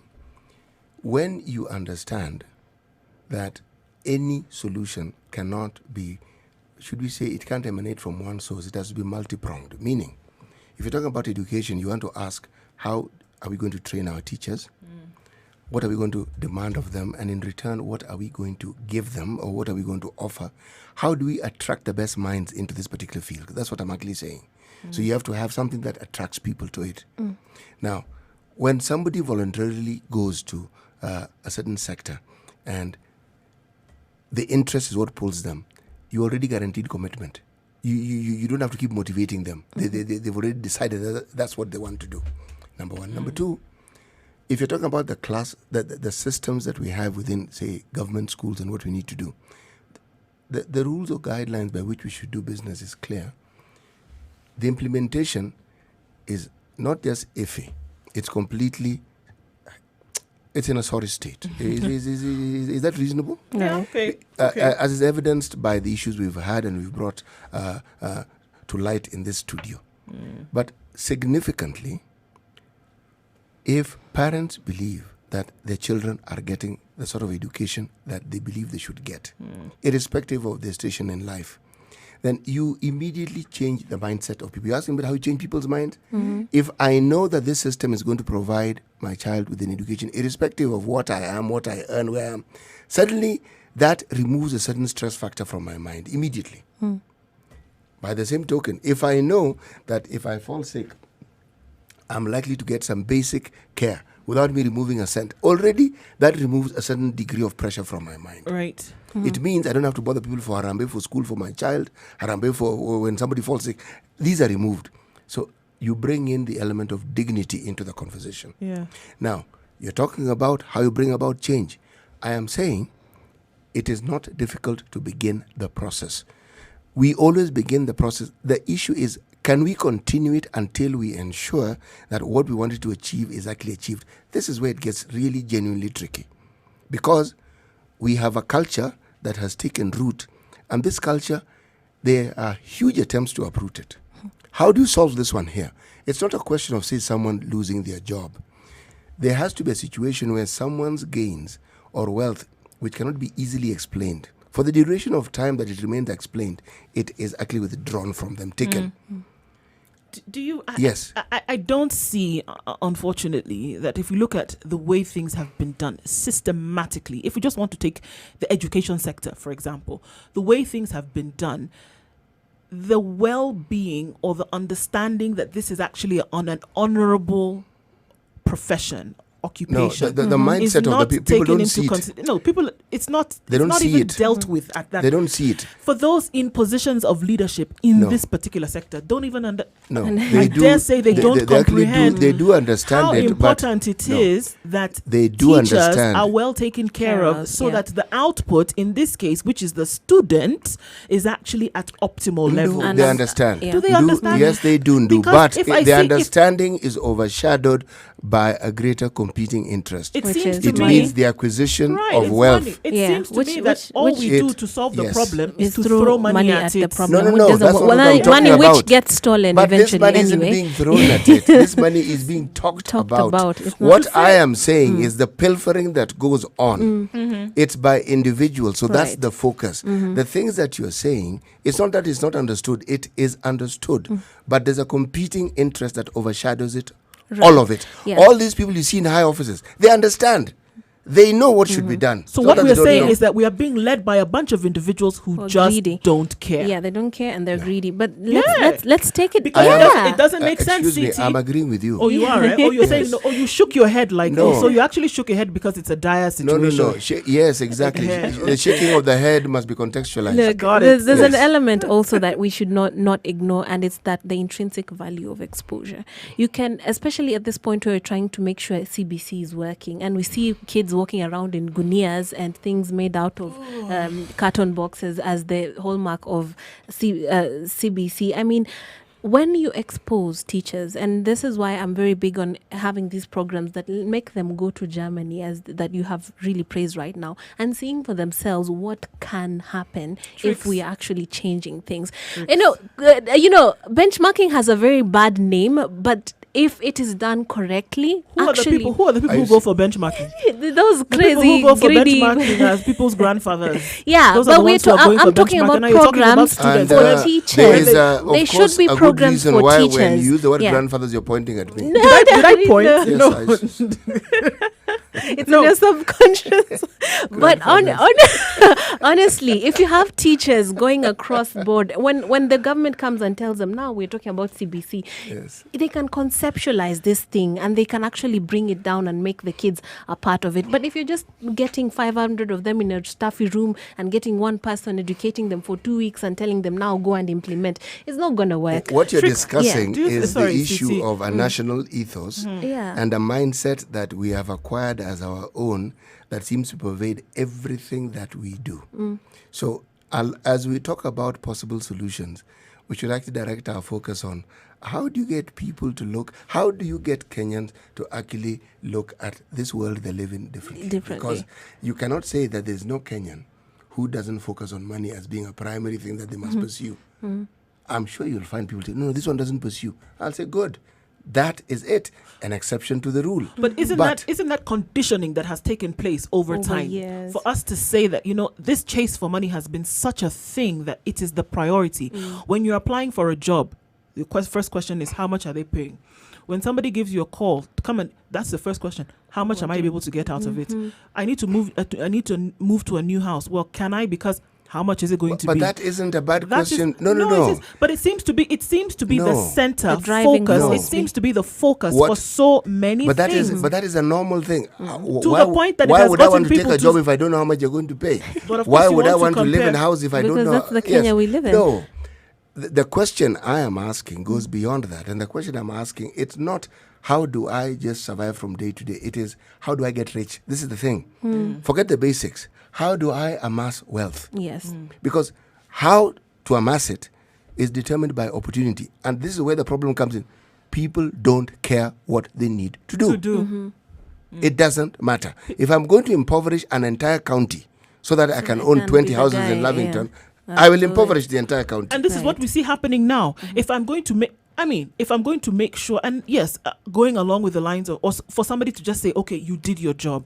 And it really, it pains me that, with this, look at CBC, for example, if we're going to be in education now, we talked about the rollout for a year before it happened. It finally happened. And then a year down the line, the same developers of the same curriculum come and tell people, actually, you know what? Teachers aren't doing it the way in which they were supposed to do. But look at- so what happened? No, What no. was the... And when Sosion was But- making but noise that's- about but the time that was used to train teachers, people said that he's against the ministry and he's against government plans. But he said we are not ready for this. You know something? Yeah. This is where the problem comes in. Huh? Anyone who is in the political space, and Sosion is, the things you say, unfortunately, will You be taken with lose, a pinch yeah. of salt, even when what you're saying is actually Is true. right. Number one, the issues that were raised even by teachers themselves, all right? We discussed that matter in this very, very studio, and we said it is possible that they actually haven't understood. But we also said the process of implementing is what will bring out the reality of the system. the So why don't problem. they just Let's continue let it, implementing yeah. it? And as they implement it, they'll say, we've been implementing it. It isn't working here. Because if you don't implement it, you'll just be There's arguing no about way the for theory you- of it. Yes. Sure, there's no way for you to really so know. it needs to come out as a failure before we actually now realize. See it. If it- yes. Well, But in this case, meanwhile- in this case, we've had finger pointing, which should not have been the case. KI KICD pointing fingers at teachers and saying, actually, you're not doing this though. You are the developer of this curriculum. No, they were not wrong. They shouldn't place the blame squarely on teachers in this case. They were not wrong. There are three players here. There's us, the media, and how we reported this issue. There is the Kenya Institute of Curriculum Development, because they developed it. You see, when they develop it, they even tell you how you ought to implement it. By the way, they just say, here it is, carry on. No, you're told. So they can tell if it isn't actually being done as they had said. Up to that point, there's actually nothing wrong, because that's where you come in and say, okay, folks, this is now what I think you ought to do. They couldn't have understood it if it hadn't been worked on. If the implementation process had not begun, they wouldn't have even been able to make that comment. It's not a negative comment. No, it's just factual, meaning we've seen what you're doing. Right. This is not what we intended. So now you move to step 2. Okay, now, can we now move back and now do it this way? It's part of the process. I don't see anything wrong with that. None whatsoever. But of significance, even as I have praised the education in the West, I have a friend who comes from Belgium, and it's something very interesting that he's actually mentioned to me. He says one of the things that people don't understand in the West is that people take that education system we're praising for granted. So people don't take the advantage of the free education. They actually don't go and actually get educated. They assume it's available. Yeah, they don't know. And according to him, people who are disadvantaged, and because the parents push for education and it's of value, they have more grit, they have more push, they have more motivation to actually get educated. And he says that's an advantage, and I actually agree. Why I agree, if you look at the problems that have been arising in Europe, part of the problem has had to do with immigration. And with immigration comes what people consider the taking of jobs. Jobs, of From course. our people. Yes. We now have situations where the UK has decided to streamline it. They've set new rules. For you to get a visa, for you to get a permit to work, you must have this sort of qualification, and you must enter at this level. And it's for everybody. It's for Europeans, for everybody. If you have a PhD, they say it's an advantage, meaning they have a point system. It's like bonga points. If you have this, so many bonga points. If you have this, so many. Yes. Now, these points, when you get to a certain level, then it then qualifies you to be eligible for a job, and etc., etc. But the reason why the issue of jobs becomes an issue is, one, there may be jobs that other people are unwilling to take, people who are residents and nationals of that country. 2, people who come from outside may be willing to take less money than for the same jobs. So, of course. And then many European countries have declining populations. Meaning, with time, you actually find that the older, it's an aging population. Right, so you have a middle class that doesn't exist, or rather you have a non-existent middle age group. You have this issue here. So these people come to fill it in. It's not a phenomenon that is new, but it's just a reality. Now, with our reality, we actually have to look at the solutions we know, because it's not that we're looking for them, we have them. Implement them. This is the thing, though. We're still, we've gone around and then we've come back to the same thing of implementation. Actually, we haven't. Yes, we have. This one, I want to know, why are we then not able to do it? We know that people, this is the problem. We know we've seen the results. We're not able to achieve optimal results. So we said that the problem lies in implementation. Why then can we not implement? Let's start with something that you mentioned. Okay, let's take a break and then we can start. Right. Go, then we can come back. Let the break not be too long. I may forget what I want to say. Shikilia too happy. CT. We'll take a break and come back in a short while as we continue with this.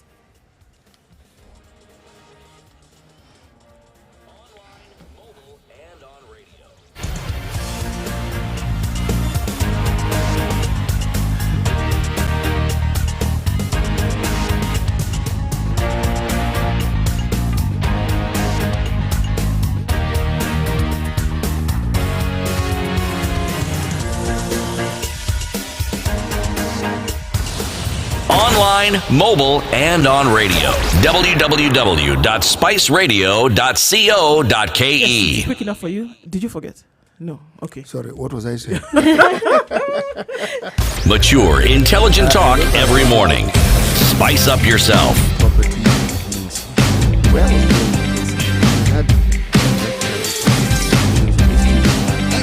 Mornings done right.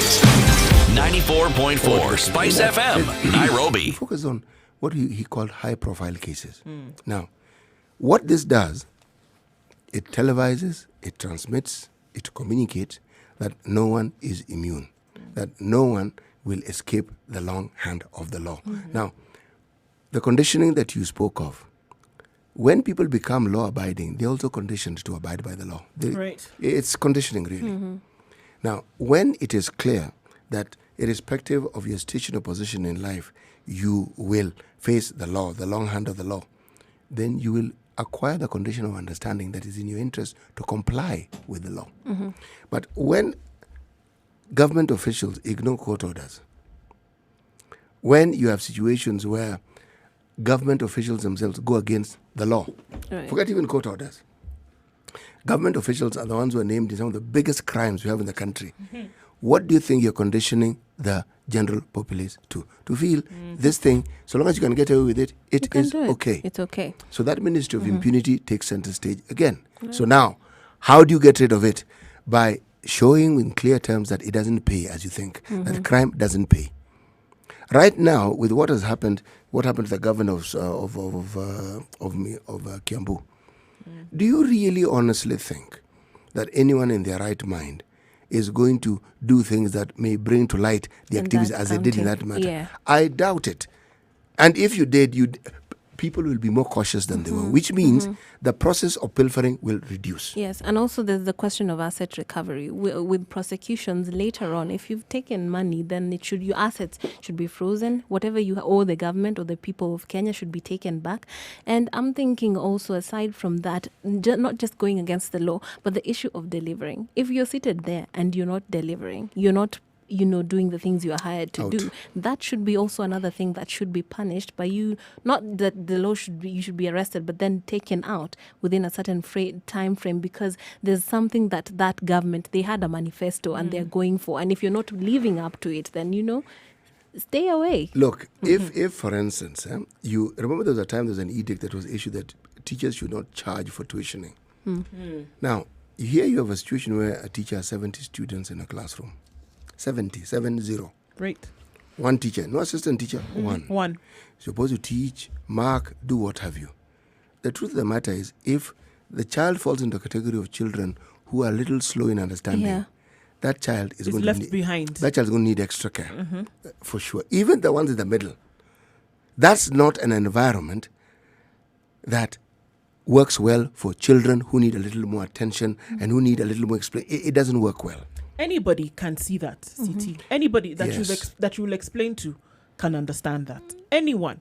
So you mean to tell me the people who have implemented the system do not see such a situation, and then they say, okay, No, let it just continue? They do, but again, if we are talking about the conditioning, remember, this is a country where, for the best of times, our leaders believe that a problem is solved by throwing words at it. Okay? Someone says, parents are overburdened by this education. Right, teachers are not teachers are not allowed to charge for tuitions. Problem solved. And saying, hey, chief, why don't I am going back to the root of the problem and saying the reason why that comes about is this. Now, what message does the student who's receiving the tuition believe? There are many lessons, but they realize their parents are having to pay more money for them to get educated. Right. Okay? If you look at what we do in this country, our young get conditioned to understanding that money takes center stage in everything else that we do. So the value system is actually pushed, it is motivated, it is motored by money. Yes, now, it's dictated by it. And how do we do this again? As parents, when you think you want to give your child a good life, what do you introduce them to? You introduce them what you think is modern life. Right. You want to take them to the mall. You want to feed them junk food. Allowances. Now, all these things that parents, these wonderful things that well-meaning parents do, okay? You are conditioning that child. A policeman stops you, you give the policeman a bribe, and the children are in their car. The children see it. They understand that the way you solve a problem is by bribing. Yeah. All I'm saying is that it is something that goes on a daily basis, so it becomes considered So normal. we're going back to the issue of national ethos, but then how do you infuse that ethos back into I'm not even going to go there. Yeah. I'm simply saying and culture? that the conditioning we understand How to mitigate against it, we also understand. So when I made the statement, we know what to do. Let's just do it. Let. If it's a question of money, remove resources from departments that important but probably could do with less money. Okay? Give that money to the judiciary. Right. Give that money to the police force. Give that money to the DPP's office. Give that money to education. Give that money to health.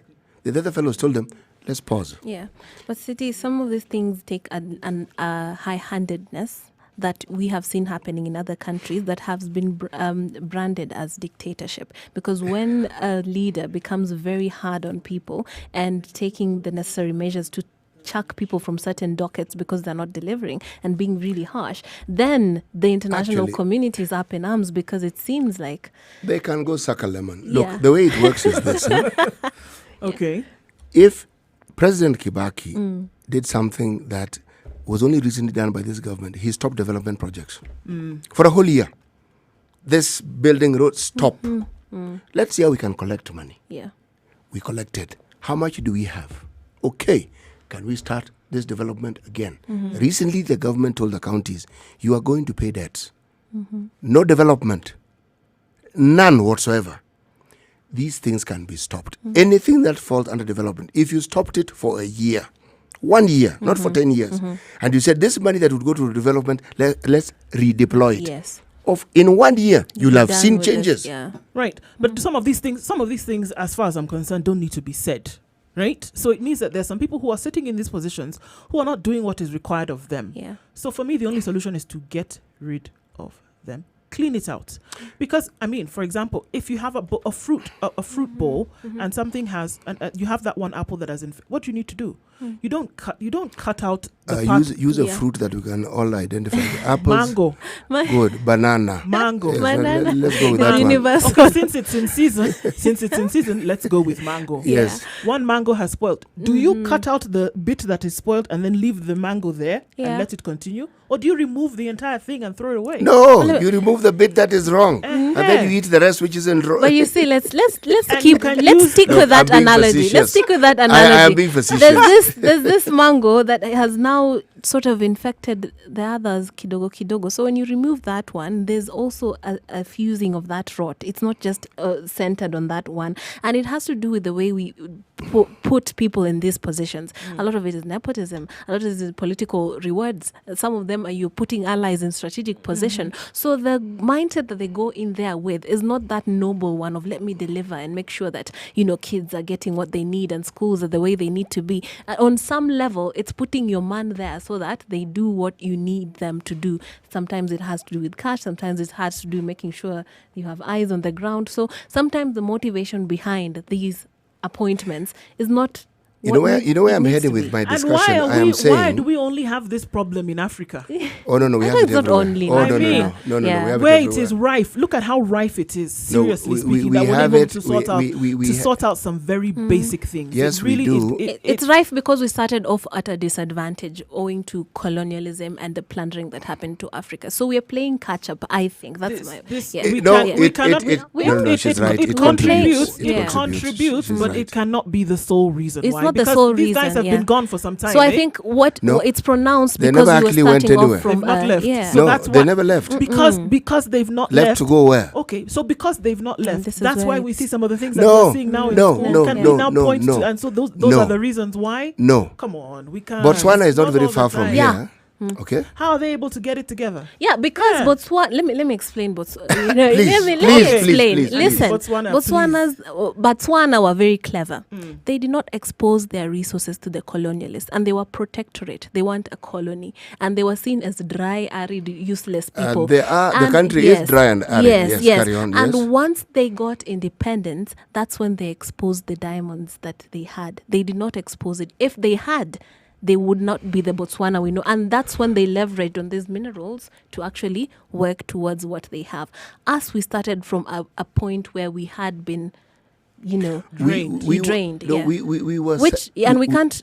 Sorry. No, please. We I cannot apologize. keep using that as an excuse, but it does play a certain role, and that's why some of our problems are more pronounced as the African continent as it is right now. But then we cannot leave calling out colonialism as the basis of our problems. Colonialism had other benefits as well, but that isn't the discussion railway, for today. It's a different discussion. No, it is a different discussion. But the colonialists played their part, but our leaders proceeded to take over from where the colonialists left and proceeded to do far worse than the colonialists. Look, so long as a leadership focuses on itself and pays lip service to the people, these changes we speak about will always be at the level of discussion. Right.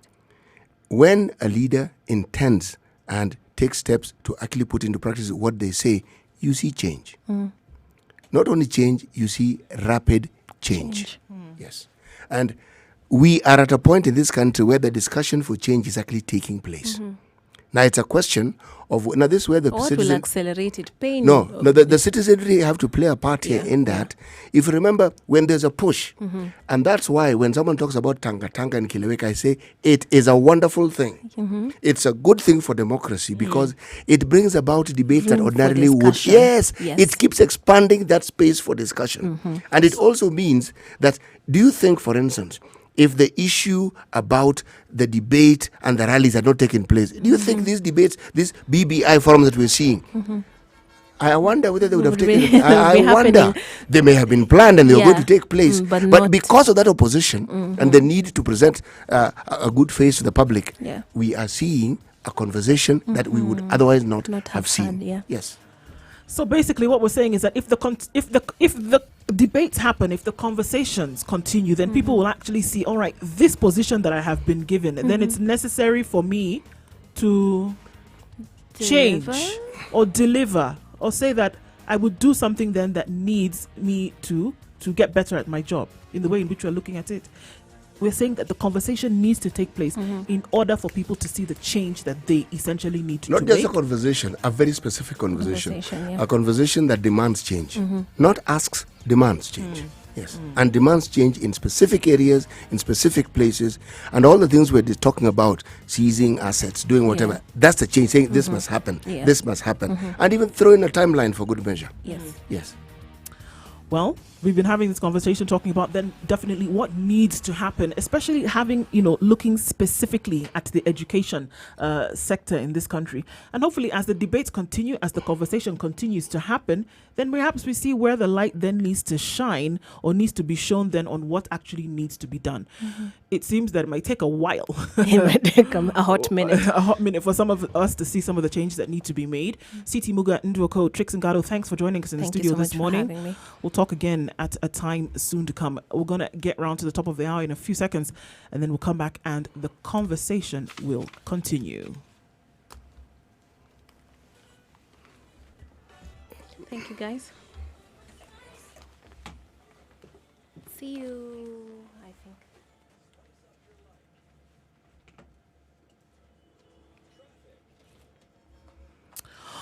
All right. Taking a look at what continues to happen on the roads this morning. Mombasa Road still giving off that vibe. Still, we have some chock-blocked action, but hopefully it gets better as you now trying to find your way to the Nyayo Stadium roundabout. So not too bad there, but it's a normal situation that we often see. It's actually looking very good on some parts of Mombasa Road. Thika Road, around the footbridges, and of course we saw that accident that happened right around Pangani involving quite a number of buses. So it's still the situation.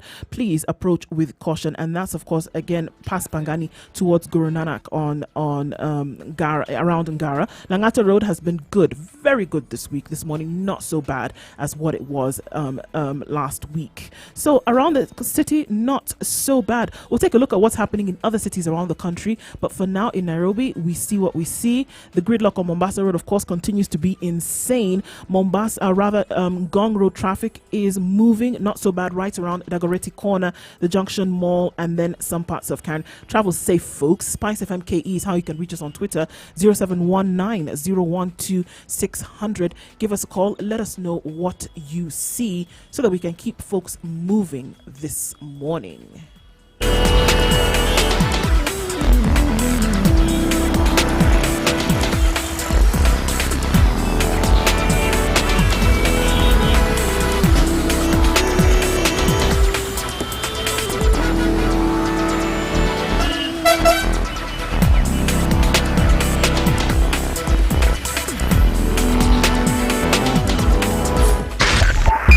102.5 This is the Spice Situation FM. Room. You're in Kenya's Kisumu. biggest conversation today, and of course, if you're tuning in right now, you're listening to us on 94.4 Mature, intelligent talk every morning. 87.9, Spice up yourself. 6.0, Eldoret on 96.7, Nyeri on 19.9, and Kisumu on 102.5. Mornings and Malindi done on right. 97.4 94.4 Spice This is the FM, biggest conversation. Nairobi. My name is Ndwoko in the studio this morning with C.T. Muga, and we continue with the conversation. C.T., the politics of betrayal. What we've been able to see or not see in this country, and really around the world, treachery, and of course, the Standard gives rise to this morning as well. The country's political landscape is littered with broken alliances as friends become foes in cutthroat competition for power. The jury is still out on the raging feud between Uhuru and Ruto. Well, the media is at it again. The politics of betrayal. Well, there are those who would argue that it isn't betrayal. There are those who would tell you that this is how business in this particular field of endeavor is conducted. They are neither friends nor foes. And if they are never permanent. This is how they would argue. Now, if you were to take this particular statement and apply it to Kenya, then you look at the processes that Kenya has gone through since independence and the changes that have come about, where if we were to go by what our headline states, friends becoming foes, is it that they became mortal enemies, or is it that they had ideological differences? Is it that what they started off as and what they later became was not so much a matter of enmity, but rather a matter of just individual growth and perspectives that with time must of necessity change? And with those changes come about what people are now referring to as betrayal. That's one argument that you could put across. Or is it understood with clarity that there were certain things that were agreed upon and that they were not then acted upon, even within the time space that had been agreed upon? Now, that would definitely constitute the inkling and the signs of a betrayal. When it is put into practice and someone, say, for instance, loses the position that they had, either because they are sacked or if they think it is on principle and they themselves leave that particular position because they find that association untenable, then again, you would say that they have a very good point in claiming that they were betrayed. But if we fast forward this to what we currently have in Kenya, and we look at our politics, the way it is played, the way people go about conducting it, I wouldn't call it betrayal. I would simply say that this is the politics that we have. This is what our politics have evolved into. And what you're seeing is not even just betrayal, is to put it simply. What you're seeing is a baptism and a consecration of deceit. I mean, I think we can already throw the question out there in terms of what we see and how politics has played out in this country. Do we actually see this as betrayal from one person to the next? Or or is it just people playing politics? Now, I'm of the opinion that individuals are out for their personal interests when it comes to the politics of many a country around the world. Okay? All. It's not about buddying up. It's not about being friends. It's not about seeing, okay, how can we push our friendship or relationship further? No. Everybody's there for their personal interest. At the same time, I don't feel that some of the emotions that we've seen come out, hate, betrayal, end of a relationship, end of a bromance, I don't think that's actually the case. If you have to ask, if hate has come in, was there really love in the first place? If betrayal... Actually, the answer to that is yes. If betrayal has come in, was there really unification in the first place? Yes. But was it real or was it perceived? Very real. How can we say it was real if something that was so real then can change over a short period of time? I don't think these folks hate each other. I really don't. You brought in the idea of love, huh? One of the strongest emotions known to man. If you think about a situation where love is applied and the tenets of love and the expectations of it that make it a reality are not met, what do you think the reaction is? More love? No. That's where now hate comes into the there's a thin line between love and hate, they say. Yes, and that thin line is not as thin as people would like to make it. It's just that often it's a question of shifting emotions. The very emotion that someone has when they claim they have love, The moment they feel there's no requittance, they feel that there isn't a reciprocation for it, or better still, if they feel there's a betrayal, then the result would be the complete opposite. An equally strong emotion in the opposite direction. Now that's where the idea of hate comes into play. So the two sides of the same coin. Love, hate. Same. Now, if you're talking about politics, the love comes in when you consider the love for self. It's not love. That's the thing. no. It's not love for somebody else. No. It's actually for the yourself. The love for self. That actually sees you go ahead and Yes. do certain things. Because, okay, if you want to look at now what the deputy president might want to call this tirade of bashing that is happening against him, he didn't go into the ring. I would hope that he did not go into this ring thinking that it would always be, rainbows and butterflies. Having to see that it gets to some cutthroat stuff, this politics, right? But I don't think that any alliances that they had made in the past was necessarily so that they could show off their friendship to the public. It was clearly alliances to an expected end, for one person to be in office or not. And then after that, for another individual to be in office or not. At the end of the day, I really don't think... I don't think they... In their case, Ndu, there was no not. In the case, there was an agreement. There was no you not. and then me. All right? Yes, it was clear. Right. It was very, very clear. Is then this enough for us to look at what we've talked about now? Betrayal. Because once you talk about betrayal, then you also talk, you talk about you lean really heavily on personal emotions. That is why I've personal opted not emotions. to use the word betrayal and use the word deceit. And personal emotions then actually propel you to behave in a certain manner, whether you are the strongest person on earth emotionally or not. If you feel betrayed, if you feel deceived, CT, if that's the word that you're going to use, That's the word I prefer to use. it could be an explanation for a lot of the stuff that we see playing out on the public political arena. That could be that, okay, this person has taken it beyond what would be just a political alliance and has felt it at the very heart of the matter. So even if the person still wants to be in a position of leadership, they actually feel terrible. And this is what they could be calling. We tend to forget that they're human beings. The fundamental difference that we are discussing here is at the heart of something that is called power. And this is the one gem that everyone who enters politics wants to pursue. Julius Caesar is given as one of the best examples of what power can do and how it can turn on you. Right. The story of Julius Caesar is a simple one. He had become the most powerful Roman, and there was the issue of him being crowned emperor, meaning he was going to be the king of kings. And people who at that time painted themselves as being democratic-minded figured, this man, the people like this person. So you are not going to get a plebiscite, so to say, to support you. The best thing is, let's kill him. And so that this thing can work, let us enjoin people who are like-minded and people who are his friends. Yeah. A2 Brutus refers to, even though he understood the game and there are people who he assumed in time might betray him, he didn't take Brutus to be among the people who would betray him. The change in emotions comes about as a result of that. Here you are agreeing with people and you didn't expect this person to do what they've done. That's where the emotions come in. Because there are people who you work with, but you don't expect much from. So even if they do something untoward, it's not as though you're going to be overly surprised. Why don't we bring in the issue of Abraham Lincoln? Why was his shooting and his murder really such a big issue?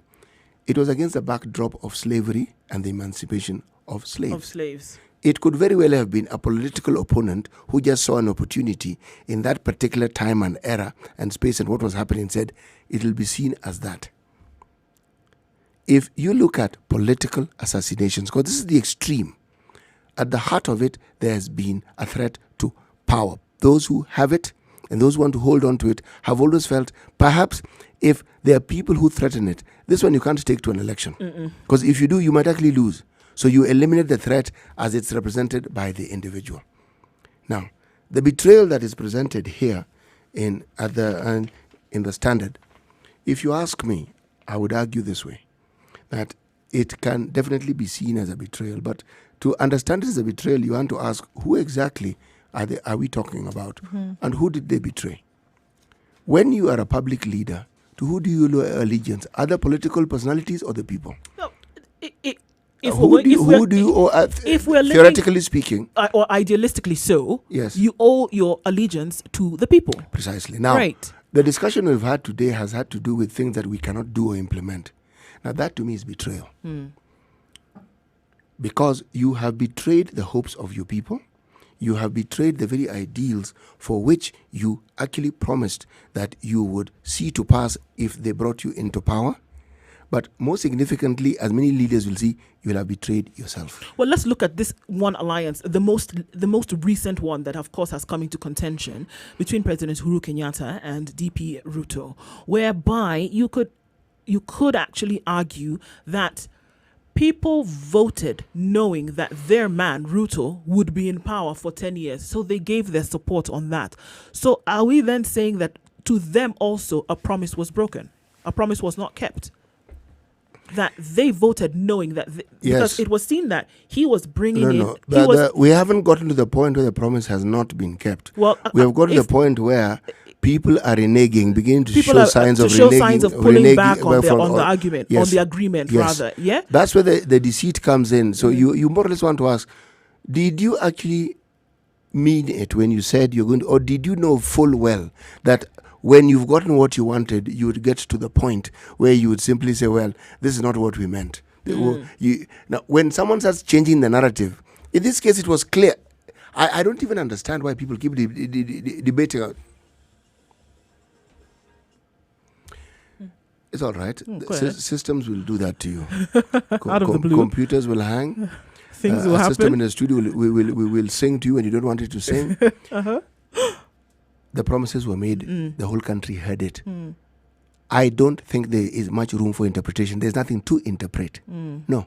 Support me for 10 years, I will support you for 10 years. It was clear. It's not and like complicated. I'm saying, and here was the thing. He brought in, look, if you want to argue at this point, he brought in quite a number in terms of the population, right? And said that because of this, there are people who voted on that promise, knowing that our man is going to be at a position of leadership and this is the reason why we are voting. Aren't they also at the short end of the stick when it comes to then this that is seen to have been reneged on? Are they not at the short end of the stick as well? Of all the examples that we've given, the only one that comes close to this one is the promise that was made in 2002 to the Right Honourable Raila Odinga that he would be made Prime Minister. But this was a memorandum of understanding. It was actually written down. It was written down. When the time came... Different story. He says, nope, sorry. Let's take a look at the weather and we'll come back in a short while to keep with this.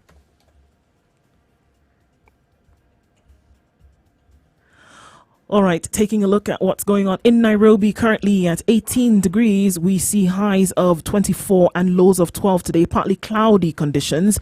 In Nakuru, it's currently at 15 degrees, partly cloudy conditions through the day, and we see highs of 26 and lows of 14. In Eldoret at 17 degrees. It's going to be a warm day. Showers expected later. Highs of 24 and lows of 12.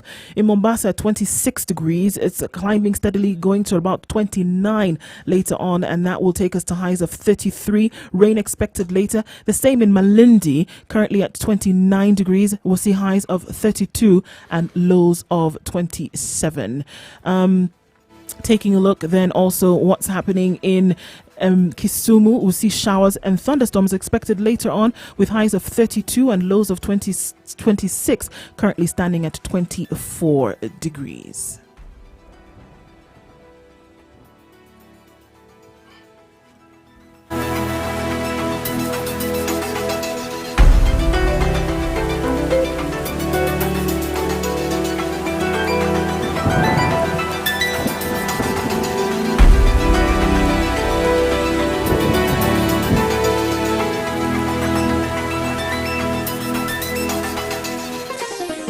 Chilled spice. You see, of course, looking at them saying, okay, well, there was a memorandum of understanding. So are we saying that things need to be?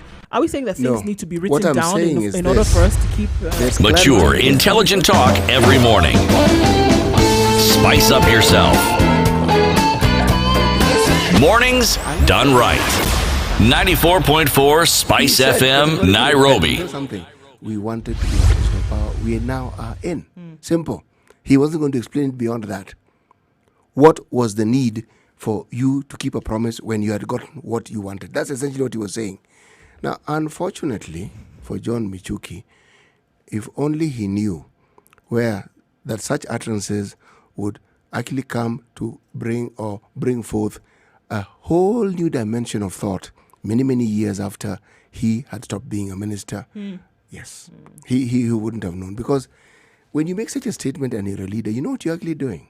You are actually representing an entire community, and you're telling the rest of the world this is how we think. Yeah. Whereas it may be just how you think. the individual, think. Well, that's the thing about leadership, right? And that's what I'm saying. At some point, do you actually realize or bear in mind at all times, carrying with you, that you're representing a group of people?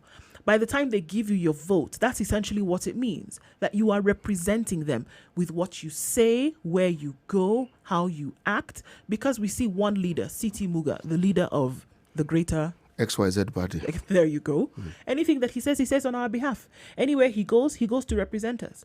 Whatever deals or agreements he makes, he's making on our behalf. And that needs to oftentimes be taken into consideration. Should it not be, then I would definitely say then we have poor leadership when it comes to that as well. In terms of the representation of the people. If that is not taken into consideration, then there's failure there. If I were to talk about betrayal in this context, what I would have argued, good topic this, but is the betrayal that the political class in this country, the political leadership class in this country, how they have betrayed Kenyans. That, to me, is the greatest betrayal of all. Because promises after promises, the big enemies of poverty, hunger, sickness, we are right where we were at independence. And we've had 50 years plus of this independence. And we have one of the most educated parliaments on this particular continent. People who can pass wonderful laws. We have departments and ministries that understand what needs to be done, and they come out and even tell us what to do.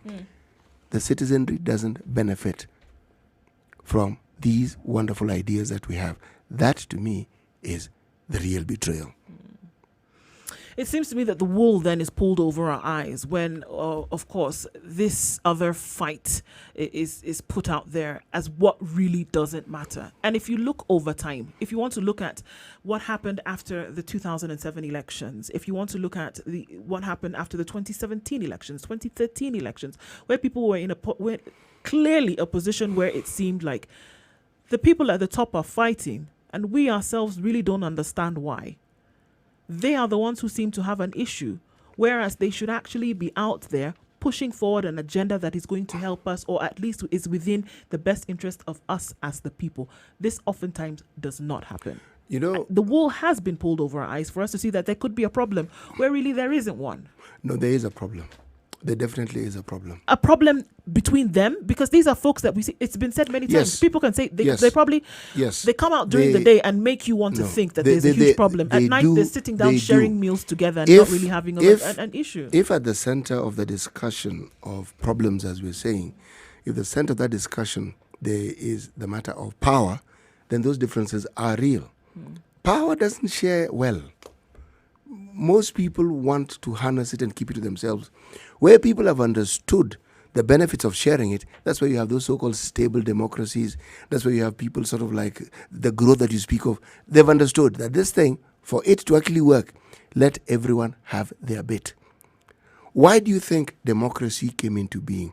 Why do you think the issue of democracy in the 20th century became the heart and soul of the people of this planet? Because it represented a sharing of power.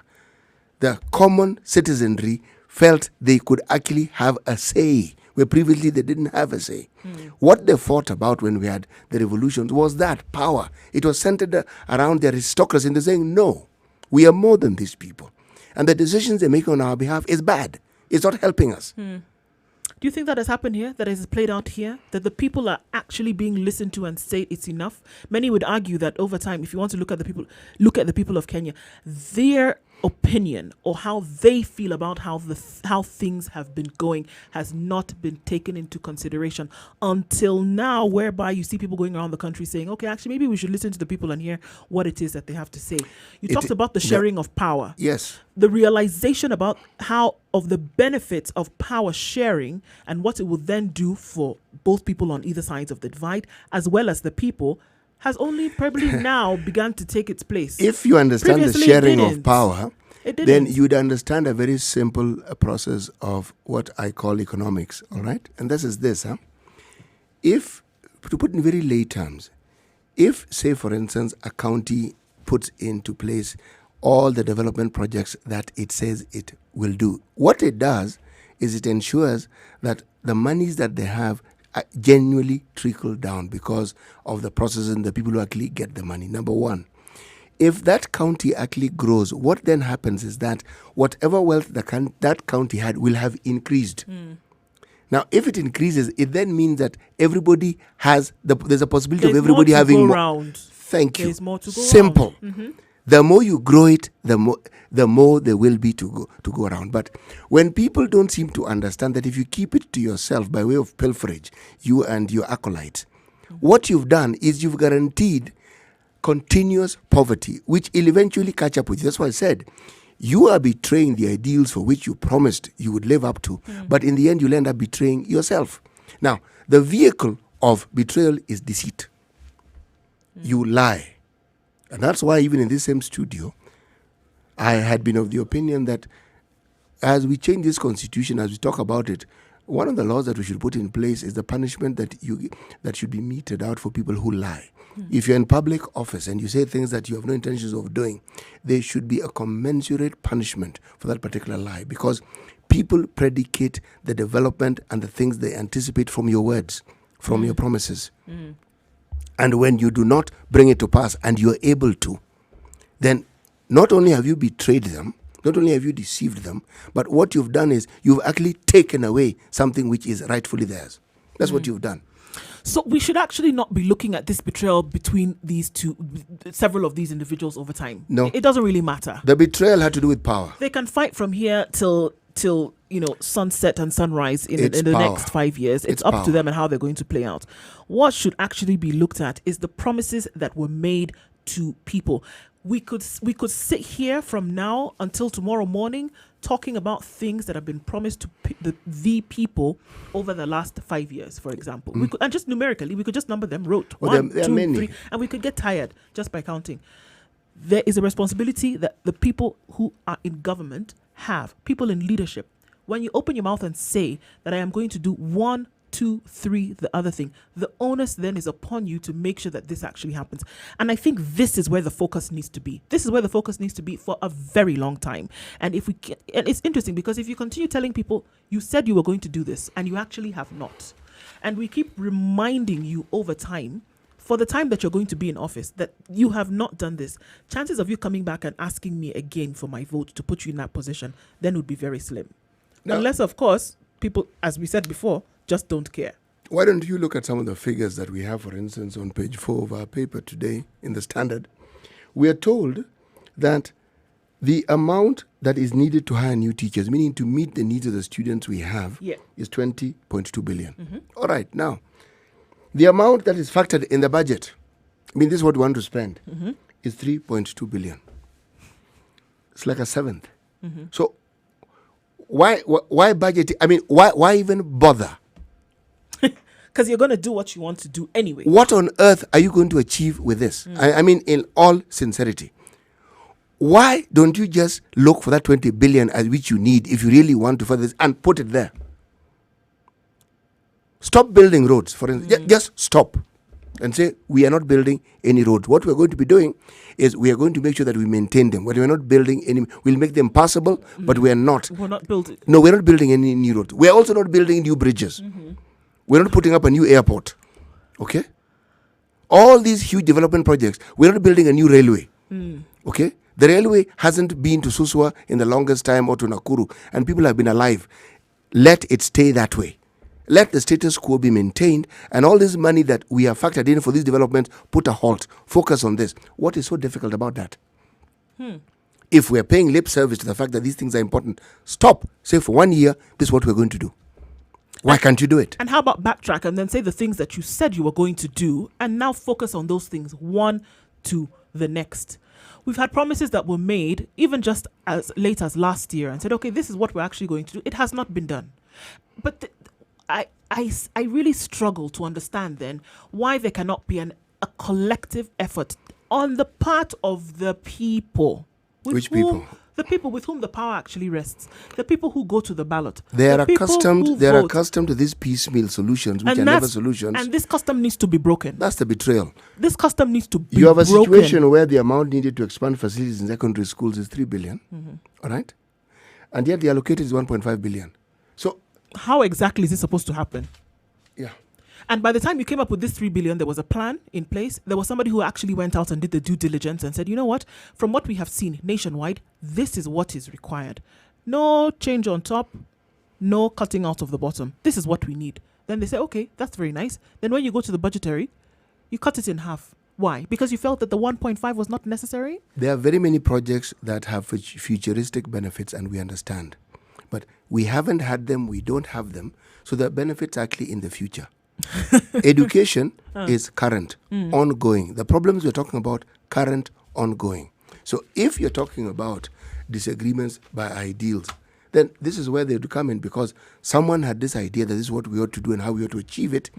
And the confusion and the difference comes in because someone now doesn't seem to take that path. They've chosen a path that doesn't get those things achieved. Now, that to me is an honest disagreement, because we promised the people of Kenya we are going to do this, and we're not doing it. And you're insisting that we don't have to say, but we promised them. And since we promised them and we thought about it and we planned and we have the money for it, let's do it. Let's go ahead and do it. Yes. Of course, being the question. We're going to take a look at what's happening on the roads right now. We're going to open the phone lines in a short while as well. 0719-012-600. Let us know what you think this morning. We're looking at the politics of betrayal. Is it the betrayal between political allies, or are we looking at an entire betrayal of the people by those in positions of leadership? This is a Situation Room, Kenya's biggest conversation. Let us know what you think as we take a look at what's going on the roads.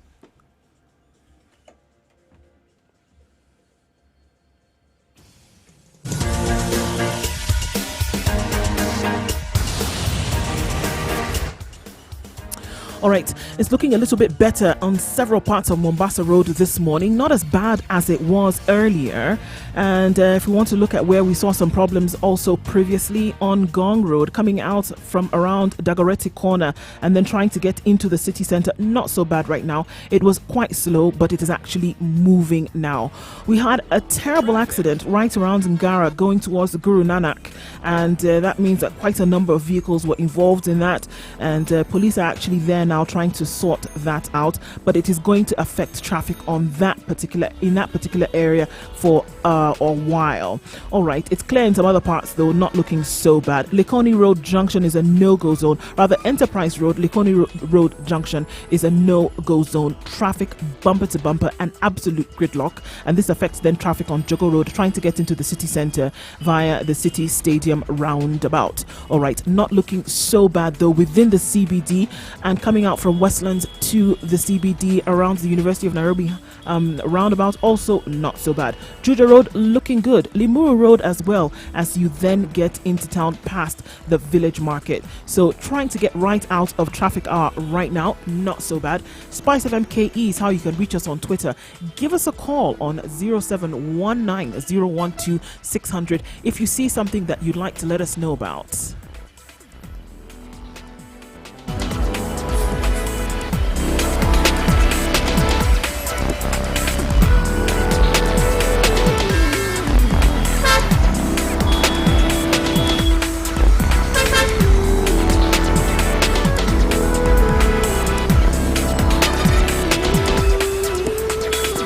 Spice FM 94.4 in Nairobi. Mature, intelligent talk every morning. Spice up yourself. Yoko and CT Muga in the studio today, wherever you're tuned in from. Of course, definitely want to hear from you. 0719-012. Mornings done right. 94.4 Spice FM, Nairobi. But then, of course, pointing ourselves to the fact and saying, this isn't it. This really is not it. What we're looking at now is the betrayal of the people of this country, the betrayal of people of several countries around the world, where people come and make exclamations about what it is that they are going to do, and over again, the people continue to get the short end of the proverbial stick in this case. And we're saying, okay, then something needs to be done about this. And it's very clear to us that those in positions of leadership might not be really eager to do anything about it. And so the power, again, rests in the hand of the people. For the longest time, one of the things that we have discussed at great length in this particular studio has been this we've called it different things, but it's more or less the same thing. When you make a promise that you don't intend to keep, the promise then of necessity is a lie. So essentially you are lying. Even as you're saying you plan to do this, you know full well that that is not something you're going to achieve. Cast your eye now to the southern part of Africa and the problems that they're having currently. It began with a small spark. Former President de Klerk says something. Malema and his economic party, now, they respond, and the issue now has brought a fundamental debate. I had actually asked the question when we read that the Secretary of State for the U.S. was visiting certain African countries. When I looked at some of the statements that were made or attributed to Mr. Pompeo, I said, I begin to understand. Now you see why. I now begin to understand. And why? What and why? One of the things which is now getting center stage in the discussion is what they call the disproportionate ownership of land in South Africa. And there are discussions about the government taking over the land and appropriating it to people. Then there's a small issue of compensation. Should there be compensation? And he weighed in, according to the reports we've received, and said, no, it would really be retrogressive to talk about taking people's land and not paying for the land you've taken. Now, ever since South Africa got independence, this has not been a major debate. The South African government, since it got independence, has had schemes and plans that have been intended specifically to encourage the black population who had been disadvantaged with apartheid to be able to actually access development economic projects that previously they could not access. And these projects are ongoing, whether it's in farming, dairy farming, whether it's in horticulture, they have these plans. But you see, the debate is against this backdrop. One, unemployment is soaring. South Africa has had power cuts that are, well, should we say beyond compare. Crime rates have gone up. South Africa has found itself in the unfortunate position of being the one place where femicide seems to be practiced with impunity. For South Africa is getting known for all the wrong reasons. Not very long ago, we had this case of xenophobia where people of African origin who are resident in South Africa became the focus of attack.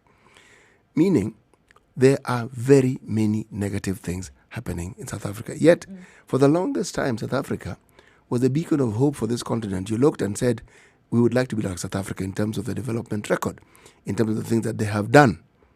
So, the question I would pose at this particular moment is, where did the betrayal begin? Because people seem unhappy. I can't see the call display. People seem to be unhappy. Yeah.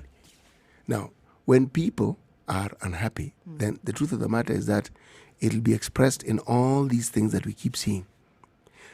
Betrayal is a strong word, but it's a very appropriate word. It's very appropriate because of the consequences that arise from it.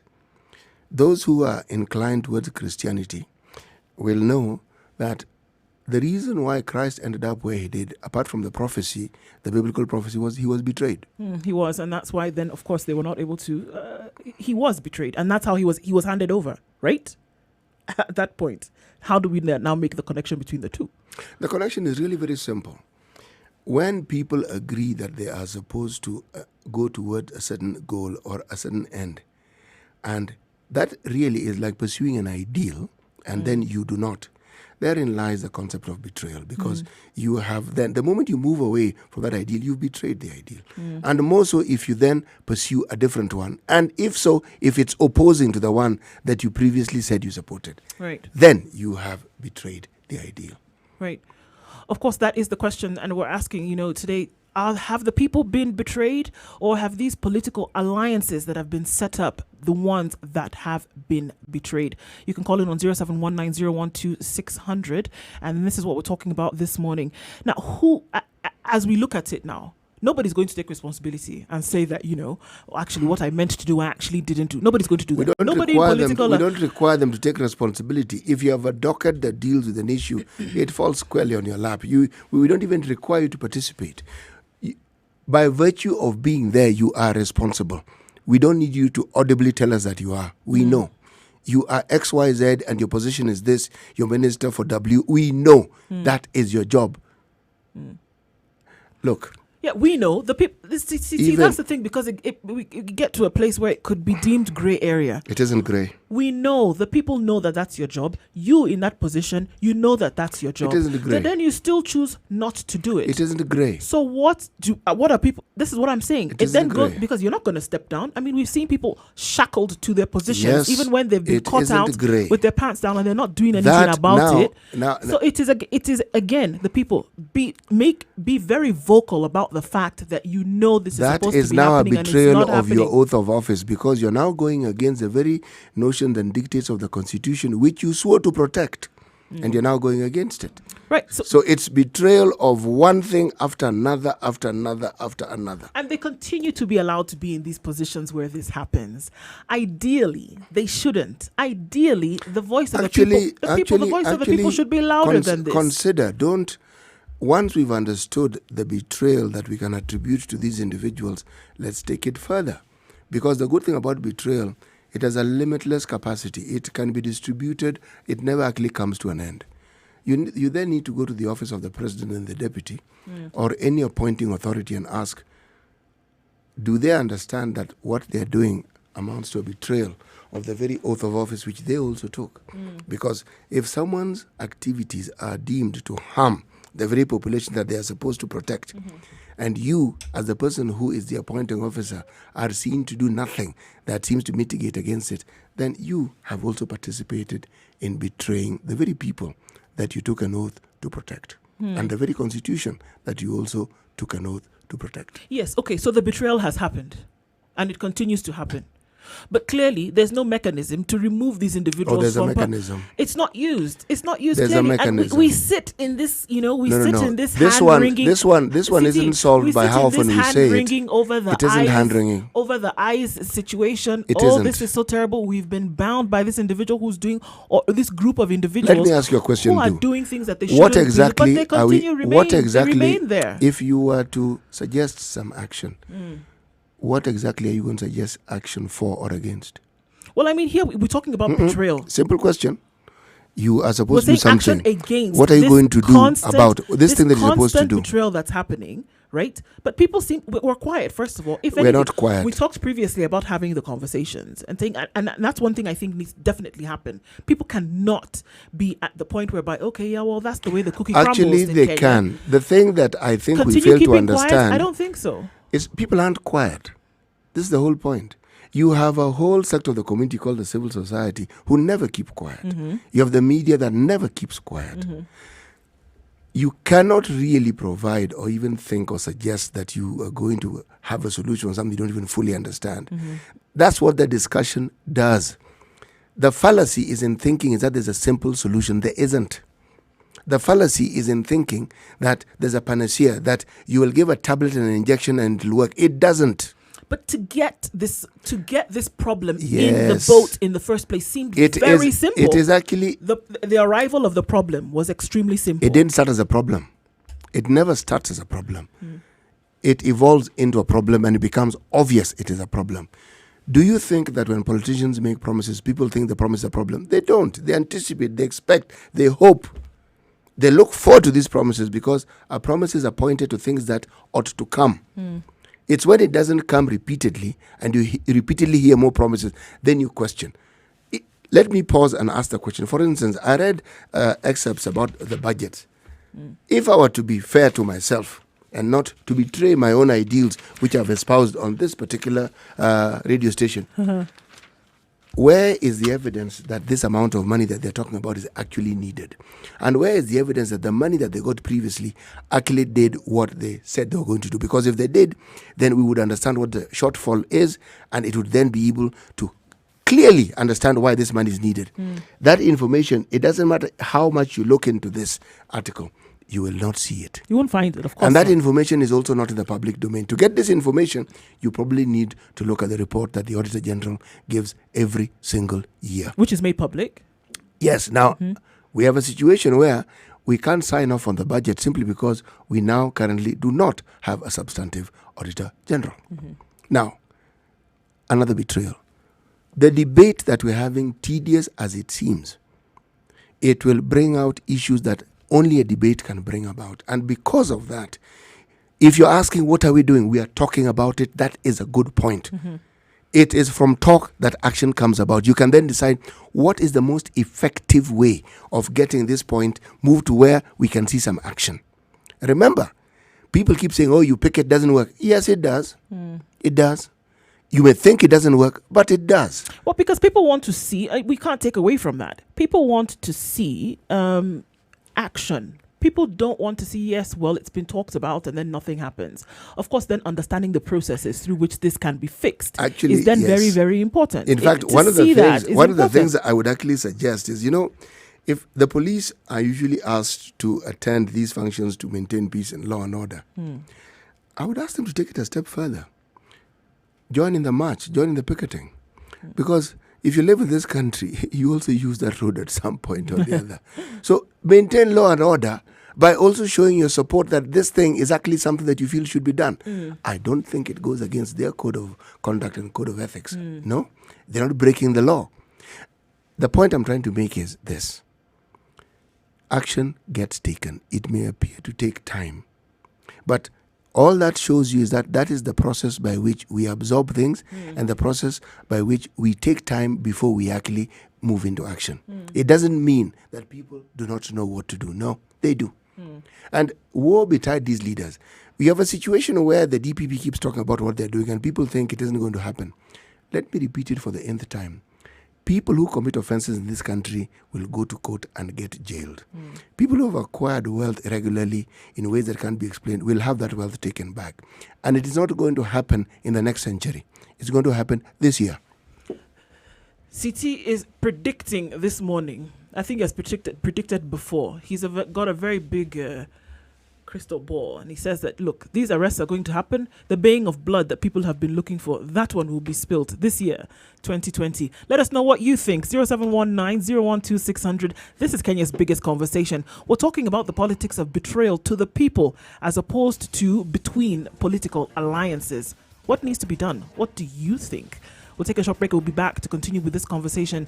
This is Kenya's biggest conversation. Keep it here.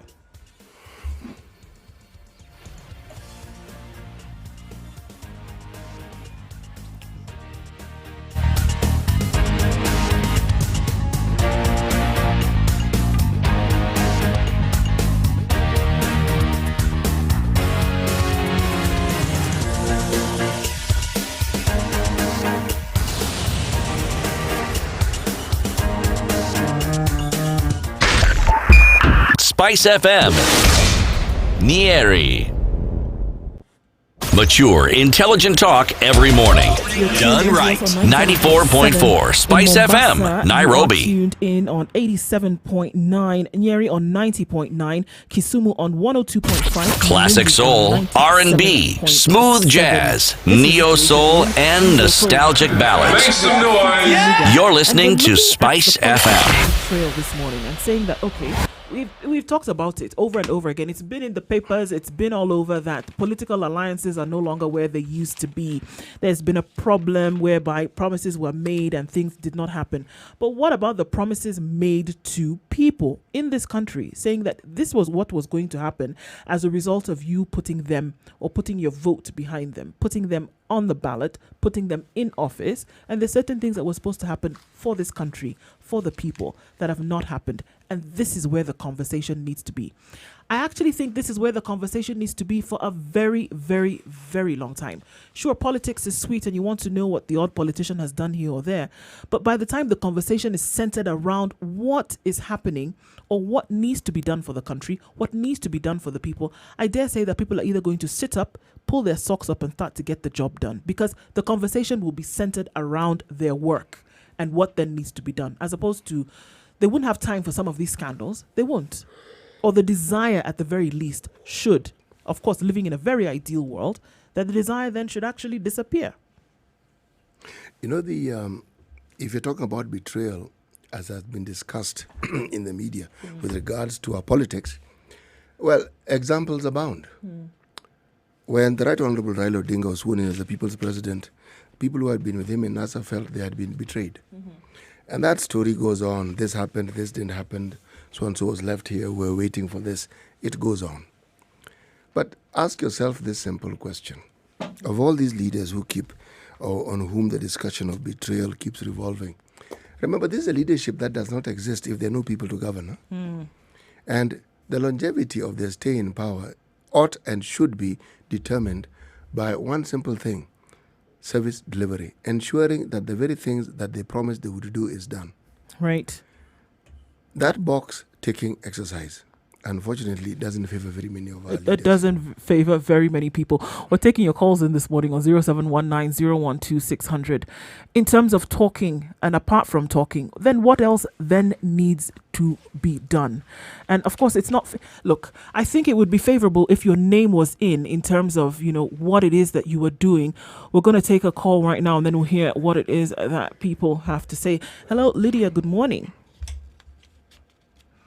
Hello, Lydia, good morning. Good morning. Good morning. How are you? Spice FM. Yes. Thank Morning. you. This is an important program today.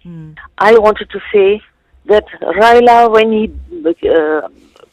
our good President Kibaki, Mudi Owori, Tuju, Uhuru Kenyatta, Kibuta Kibwana, they made the government very small.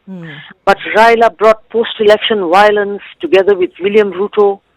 And whenever... and his bosses are all from Kanu. The man in black told us he doesn't know how to organize elections. Yeah. Yet Raila wants to teach IEBC, how to do elections. It's ridiculous. Then he brought on VAT on business rents. So many businesses are forced to close down. If you pay VAT on your sales, how can you pay VAT on the business rents? Yeah. The landlord now wants to catch your neck for 3 months in advance, which you never even sold yet. You have to borrow it from the bank. When you, at the end of the 3 months, you've never raised that sale. Right. So people are starving, people are robbed, left, right, and center. According to you, Lydia, people have been betrayed. People have been Yes. betrayed by the. So what? Yes. What needs to happen? I mean, we can complain. We can complain for a very long time, right? Yes. We Even can complain. today, But what needs to happen? Yes. So these politicians should never come back again. But who puts They them in only power? know it's stupid people like us. I always told them, those whose bosses are Kanu, don't go there. It's just blood, blood, blood. And we should only choose now new ones who know how to do, the word for it is better, how to put activity of service. Only those ones. Only those should ones be then chosen. should be allowed in the door. And they were all in Kibaki's small government. They know what it was. Thank you, Spice FM, for your good program. Lydia, thank you very much for calling in this morning. Asante Sana. Oh, and I wanted to say, can I say something quickly? Yes, Yes. please. A couple today killed their baby because they don't have money to buy food for it. Yes, we saw that. The government has put such high taxes on our mobile phone that the mobile phone eats all the money in taxes. Now, our mobile phone is a good priority for communication. But why should the taxman take 6 billion license plus 10% on your airtime? This is ridiculous for the poor Right. for the poor person. Got it, Lydia. Thank you. Thank you very much. Thank you very much for that. We're taking more calls this morning. Let us know what it is that you think. 0719 012 600. Frederick, good morning. Hello, Frederick. Good morning. Okay, well, we lost it. We'll take the call back. If you can call back, Frederick, let us know what it... Hello. Good morning. This is Spice FM, Situation Room. Good morning. Hello, Lorraine. How are you? Good morning. Morning. I just heard you talking about the state of education, and I think we as Kenyans haven't even... I don't know that it's just being submitting to our fate, because currently, if you check what's happening in the education sector, is that we have overpopulated schools with 100% transition from primary to secondary schools. Yeah. But no one is investing in the infrastructure in those schools. Right. I'm not surprised that we did not have, apparently in this year, there's about 60% only who joined secondary schools. I'm not surprised. It's because you find a school has 10 streams of Form 1. So you have a population of 500 children in Form 1. The facilities have never been improved. Fees is now being capped. So even the head teachers have their hands tied. I sit on the board of a school that has almost 1,800 students, and we have less than 70 teachers. Right. All right. Yeah. So I think we need to get involved and even ask questions. Instead of keeping quiet, even walk into schools and find out what's happening. If you stay near a school, sorry. Find out what's happening, exactly. Right. Thank you very much. Yeah. Thank you very much for that, Lorraine. Thank you so much for your call. All right. Frederick in Mombasa, good morning. Hello, Frederick. Hello. Good morning. Hi, good morning. How are you? Hi, good morning. Good morning. Yeah, is this Nduwan City? This is Nduwan Yes. City, yes. Good morning. Good morning. Actually, today, the discussion, I think that is what we need to talk for the next 2 or 3 months, or maybe up to until 2022. Yeah, it's necessary, no? Listen, I think there should be something like a gross betrayal and a net betrayal. Because there is a betrayal between politicians and the betrayal between the public, the populace. Listen, we got a myriad of promises. If I can mention in the next 10 seconds, where are the big stadiums that you were promised? Yep, as one example. Where are those laptops? We were told that where the laptops will be in every school. They only did some pilot or something to check. These schools, some of them don't have desks. They don't have infrastructure. You take a laptop where there's no electricity. Okay, then we were told there will be electricity. We were told there will be right now where we come from. People are farming. We were told there will be a fertilizer factory closer to where people are farming. Where is that factory? These are the questions that need to be put out right there. Where is exactly? And exactly. I think we just need to get Kenyans of well wishers. If we can, I don't know if Ekuru or Court will help us, or maybe not a politician at all. We just mount these big billboards asking where are these, and we have the list down. Yes. So that things are serious. People are paying taxes and nothing in return. Of course, betrayal between politicians, it will always be there because people are after to get their hands on the cookie. No, not only the cookie jar, to have the entire cookie jar. So I think it is a scam. Kenyan politicians, especially the Ruto, it's a pure scam. And we just need to have something like a revolution. I wish Miguna could be around so that we listen to him also.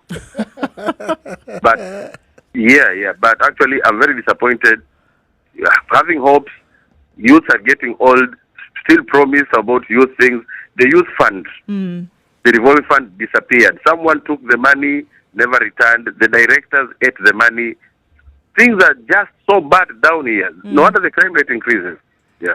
So I think this discussion needs to continue non-stop. It should be like the Lord's Prayer. Every day we are told to remember about this, the gross betrayal. Yeah. Thank you so much for your call, Frederick. Thank you so much. Asante sana. Okay. And Eric, where is Eric? Eric he's not feeling so well. He will be with us very soon. I hope it's not coronavirus. we hope so. We hope so too. Maybe he's quarantined in the Spice FM. We kept him in a hole somewhere. Yes. Okay. It may sound futile when one talks about having the debate and continuing the debate, but you assume that every Kenyan has had this debate. They haven't. The idea behind a discussion and a debate or a discourse is so that everyone gets an opportunity to talk. And what Frederick has done, he has brought out just the many issues that people feel he represents. I'm sure a population of people who feel that these promises were made, but we didn't see them. If this debate is had at the simplest level, and people talk about the issues that they have, believe me, the talking about it is what brings to the fore the magnitude of the problem.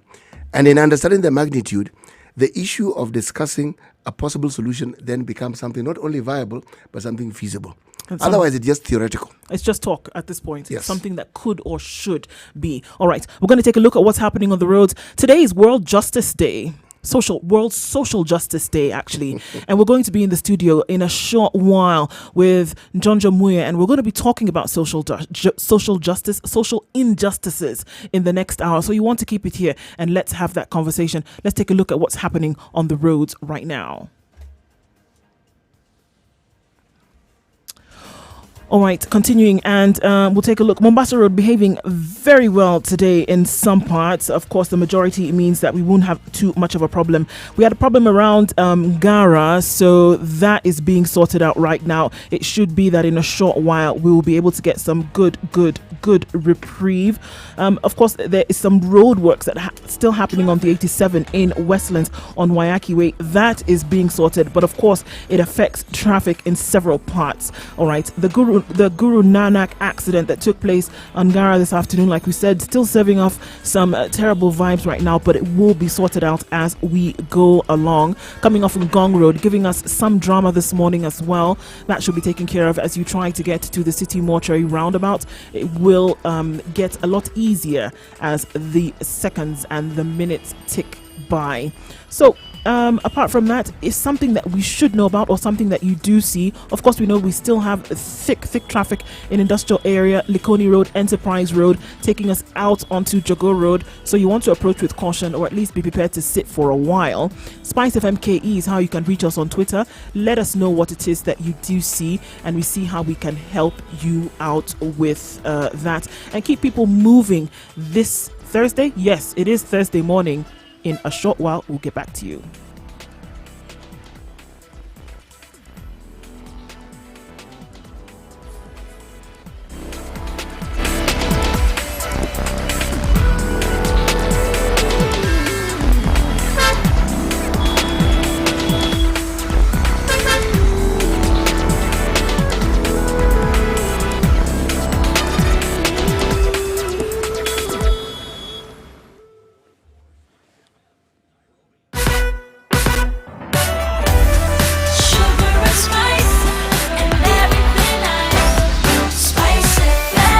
Spice up your life. 94.4 Spice FM, Nairobi. This is Mature, intelligent talk every morning. Spice up yourself. This morning, we are Ndroko, of course, and CT Muga, and talking about issues having to do with Mornings done right. 94.4 Spice FM, Nairobi. And in the studio this morning, we're privileged to have Mr. Njonjo Muye. Mature, intelligent talk every morning. Spice up yourself. Very happy to have you. Mornings done right. 94.4 Spice FM, Nairobi. Conversation around World Justice Day and trying to figure out what it all means, and of course your contributions to a lot of this. So if we can start from the very beginning, what is social justice? Thank you. Social justice as a concept first emerged at the beginning of the 19th century in the wake of the Industrial Revolution.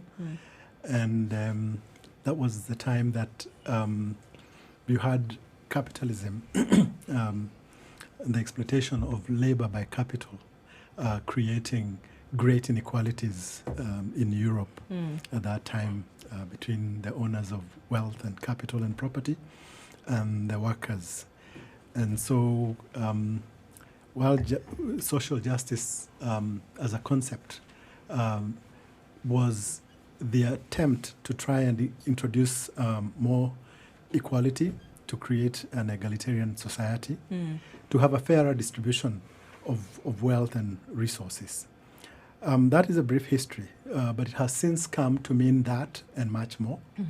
It has come to mean the equitable sharing of the burdens and the benefits of belonging to a society. Right. And the opportunity for everyone to achieve their fullest potential by creating a fair playing ground, and the government, the role of the government in terms of policy in enabling that to happen. Right. John, you've talked about this, you've written about it, we've seen you very vibrant about social justice, or in many cases, social injustice. Now, coming off the premise of what social justice is, what are some of the social injustices that we see, if we can stick to Kenya, taking this country as an example? What are some of the things that we see? Because now to be able to pinpoint and say, okay, this is what actually happens when there's injustice on a social platform.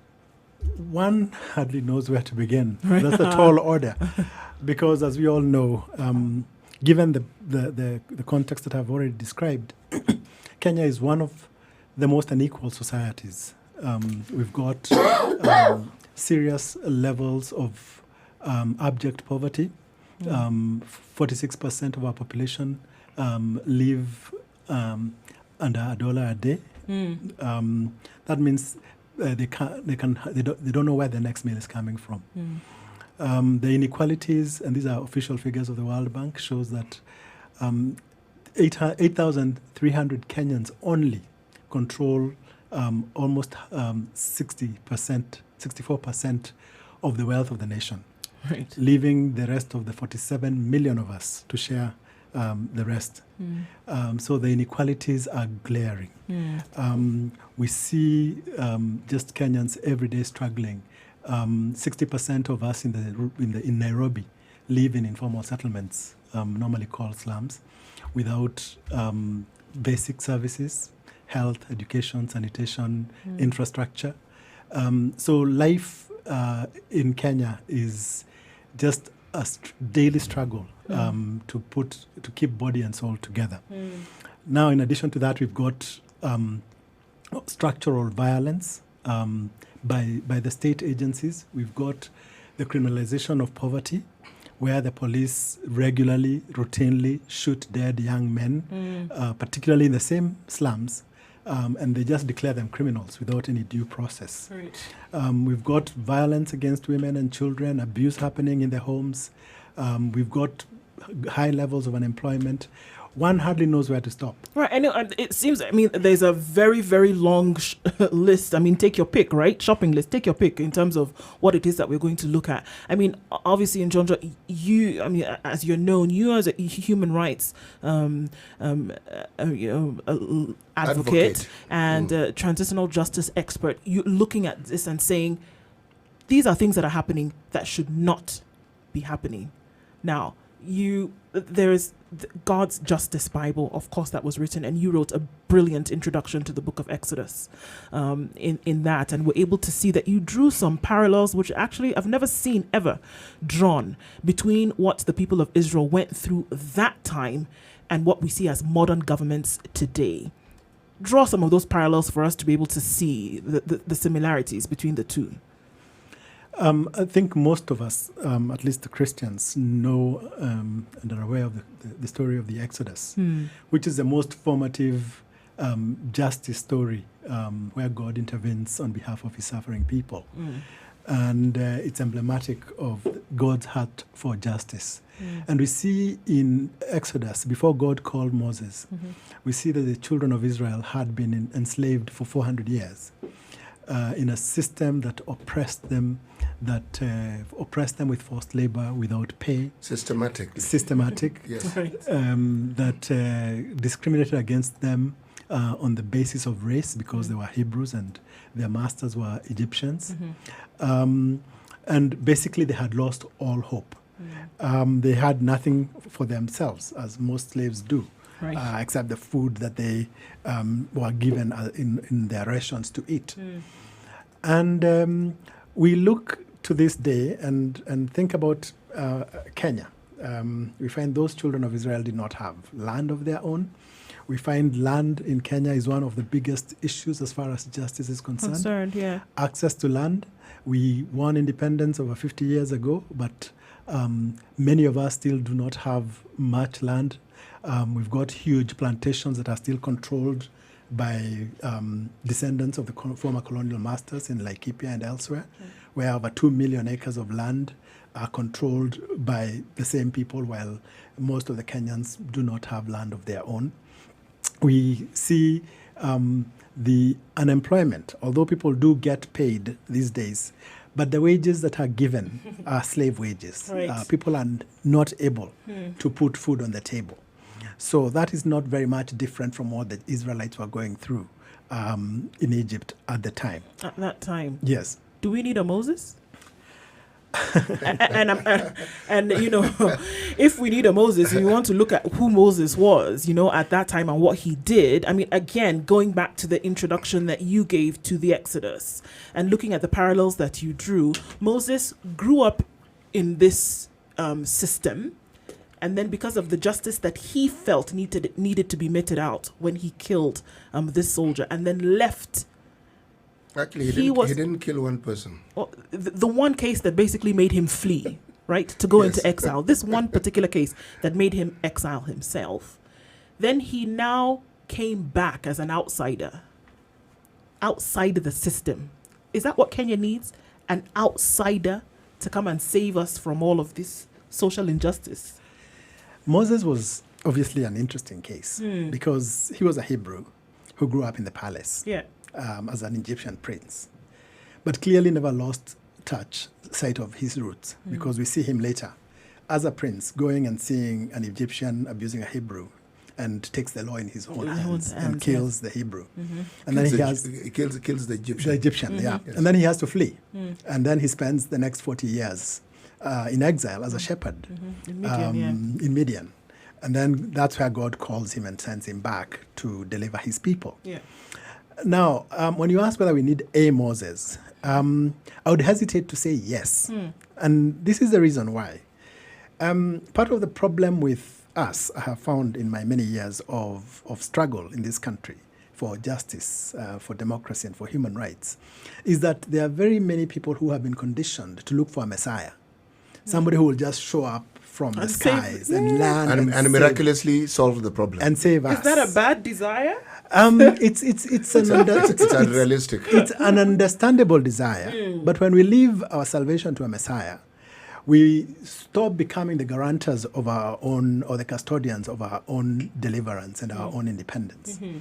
And also, these messiahs that come, and most of the time, end up just being political dreamers who basically come and just turn into the new oppressors.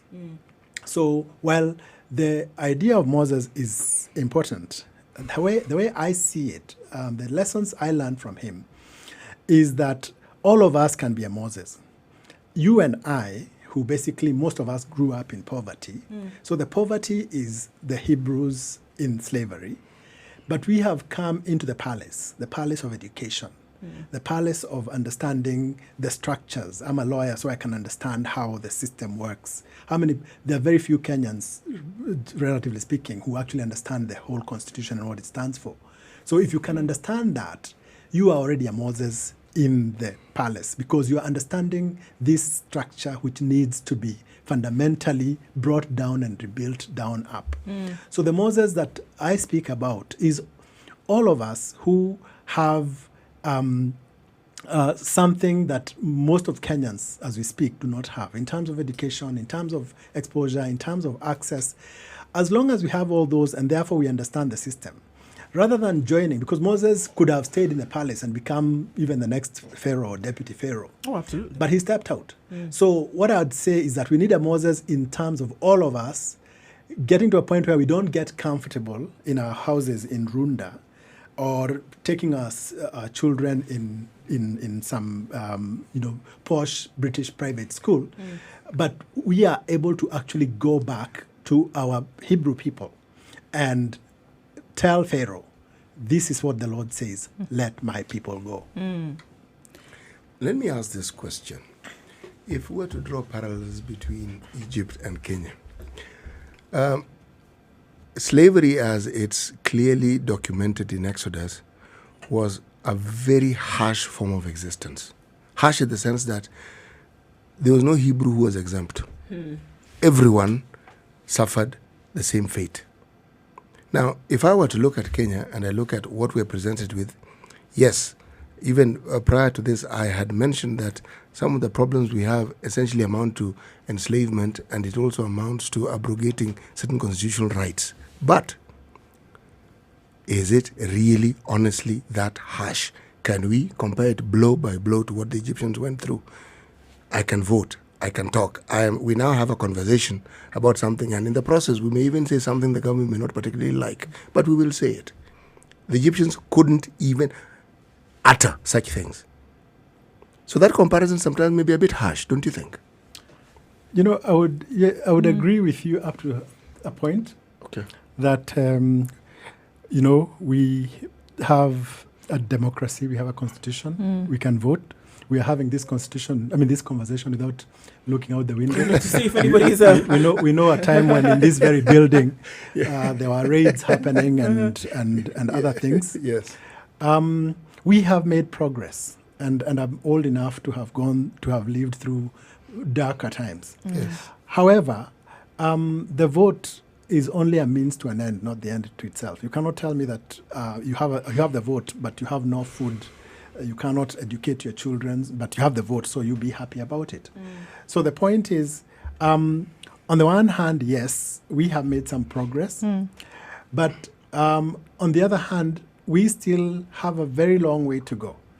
I've already given the statistics so that you and I can be sitting here and we could have woken up and had breakfast. But just realistically speaking, how many Kenyans have been able to do that this morning? Right. And know where their lunch and their dinner is coming from? And for some reason, keep going. Exactly. In fact, I would agree that many people have one meal. This issue of lunch and dinner doesn't arise. It's a story. They have one meal, if at all. Yes. This is what I'm saying. So the point is, yes, the slavery of the... And I would not quite agree with you that, of course, slavery affected all the Hebrews. But there were slave drivers who are also Hebrews. Yes. So we have slavery in Kenya. The fact that we have slave drivers who are also Kenyans, who have it a little better, and who eat from the crumbs that fall from the master's table because they get there to sweep the floor because of their proximity to power. Their proximity to power doesn't mean that slavery doesn't exist. Yes. Doesn't mean that slavery does not exist. Yeah. It is alive and well. Yes. It is alive and well. We're going to take a short break right now to take a look at the weather. We're in the studio, in the Situation Room, having Kenya's biggest conversation with human rights advocate and transitional justice expert, Njonjo Mwe. And we're talking about social injustices and justice in this country on this day when we recognize or mark World Social Justice Day. We will take some questions and, of course, some comments in a short while. But for now, the conversation continues right here in the Situation Room.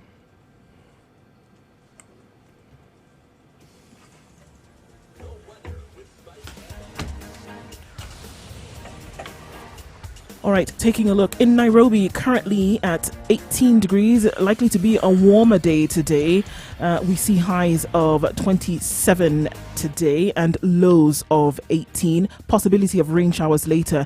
In Nakuru at 14 degrees, likely to warm up slowly. 21 degrees the high and the low of 15. Partly cloudy conditions. Eldoret at 14 degrees, warming up later with sunny conditions. Highs of 20 and lows of 15. Rain expected later in Nyeri today, currently at 16 degrees with highs of 24 and lows of 12. In Mombasa, Mombasa at 28 degrees. We see that we'll have highs of 32 and lows of 24. Partly cloudy conditions through the day. In Malindi as well, currently at 29 degrees, highs of 33 and lows of 27. Rain expected later. Showers in some parts of Kisumu today, currently at 26 degrees, expecting highs of 33 and lows of 24.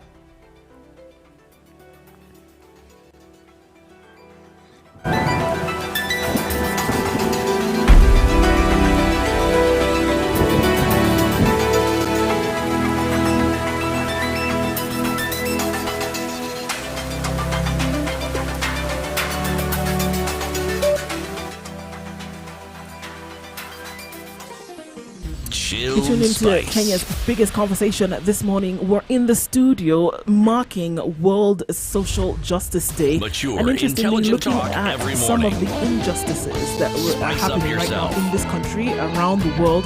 We're joined in the studio Mornings today done with right. John Muya, of course, 94.4 who is Spice FM, Nairobi. a human rights advocate and transitional justice expert. My name is Undroko, and of course in the studio with Siti Muga as well. And just before we went to a break, talking about the fact that, you know, there are people among us who we would think are among us or sit in positions of power who at the same time are just like us, but are still meting out these injustices. And John, is that how then do we deal with these problems? Well, I think it's important to know when you talk about those who among us, we're talking about people in leadership. We are talking about the high levels of corruption and abuse of office in this country. It's amazing that those entrusted with looking after the flock actually feed on the flock. And I'm not talking about this in the religious sense. I'm talking about everyone entrusted with a position of responsibility who is supposed to work to uplift the lot of those people that they're given to look after. Public office in this country has become the most sought after position. People kill to get into public office. And please note, I'm not using the word to get into power because that's not what it's supposed to be. It's supposed to be service. Yeah. But unfortunately in Kenya, because of the way we have twisted things, is that the biggest salaries are paid to those who are supposed to be serving, to be our servants. So the kind of the siphoning of these resources through corruption, through these astronomical salaries, through the perks that they give themselves, have drained the public purse to the extent that we can no longer be able to provide the basic services of healthcare, of education, of housing, of a clean environment to the vast majority of our people. And basically, this is what I'm talking about when I say that the people who we are entrusted to this, then they become the oppressors, and they do everything that they can to maintain that position of power. And then they have because of that, locked us into this grip where the country is not able to go through the transformation it has badly needed since independence. We have remained pretty much with the colonial state as we inherited it. Okay, so then if you talk about things like transition and transformation with the BBI, okay, can't we see ourselves in a situation of transformation? Do you see that as a tool that can take us from what you talk about, the colonial era, the colonial system, to then a place where we should be? What do you think about that? I don't. No? No. No? Okay. No. What do you think? What do you think I'm about not the even BBI? sure If it's a tool, is it a tool that can be used to take us from where having seen injustices taking place, rife, to the crossover, this bridge, crossing over this bridge, and then to this place where perhaps these injustices wouldn't take place because it's been seen, it's been put forth as a tool, bringing people together, cohesion, unity. You smile, but I don't think it's reaching your eyes. The bridge, as I understand it, was the 2010 Constitution. Yes. We basically had this old Constitution, which was basically drafted for us at Lancaster House by our colonizers. We lived under it. It was an oppressive tool of extraction for like 4 decades. We fought for 20 years, and I was part of that fight. We were beaten and tear gassed and jailed and lost colleagues in that fight. Right. Eventually, we get this transformative document, which does wonderful things. It seeks to dismantle the imperial presidency. You're talking about the 2010 Constitution, Yes, right? Okay, yes. just to be clear, because yes, I'm talking about the 2010 Constitution. I'm Okay. talking about that as being the As bridge. the bridge, Yes. right. Mhm. This other, I'll come to the BBI in a moment. But let me talk about the 2010 Constitution. It gave us a Bill of Rights, which included Article 43, which is on socioeconomic rights about health and education and housing and those other things, which are the cardinal pillars of social justice. It introduced public participation. It devolved power and resources closer to the people and gave people the power over their own decision-making over issues that affected them.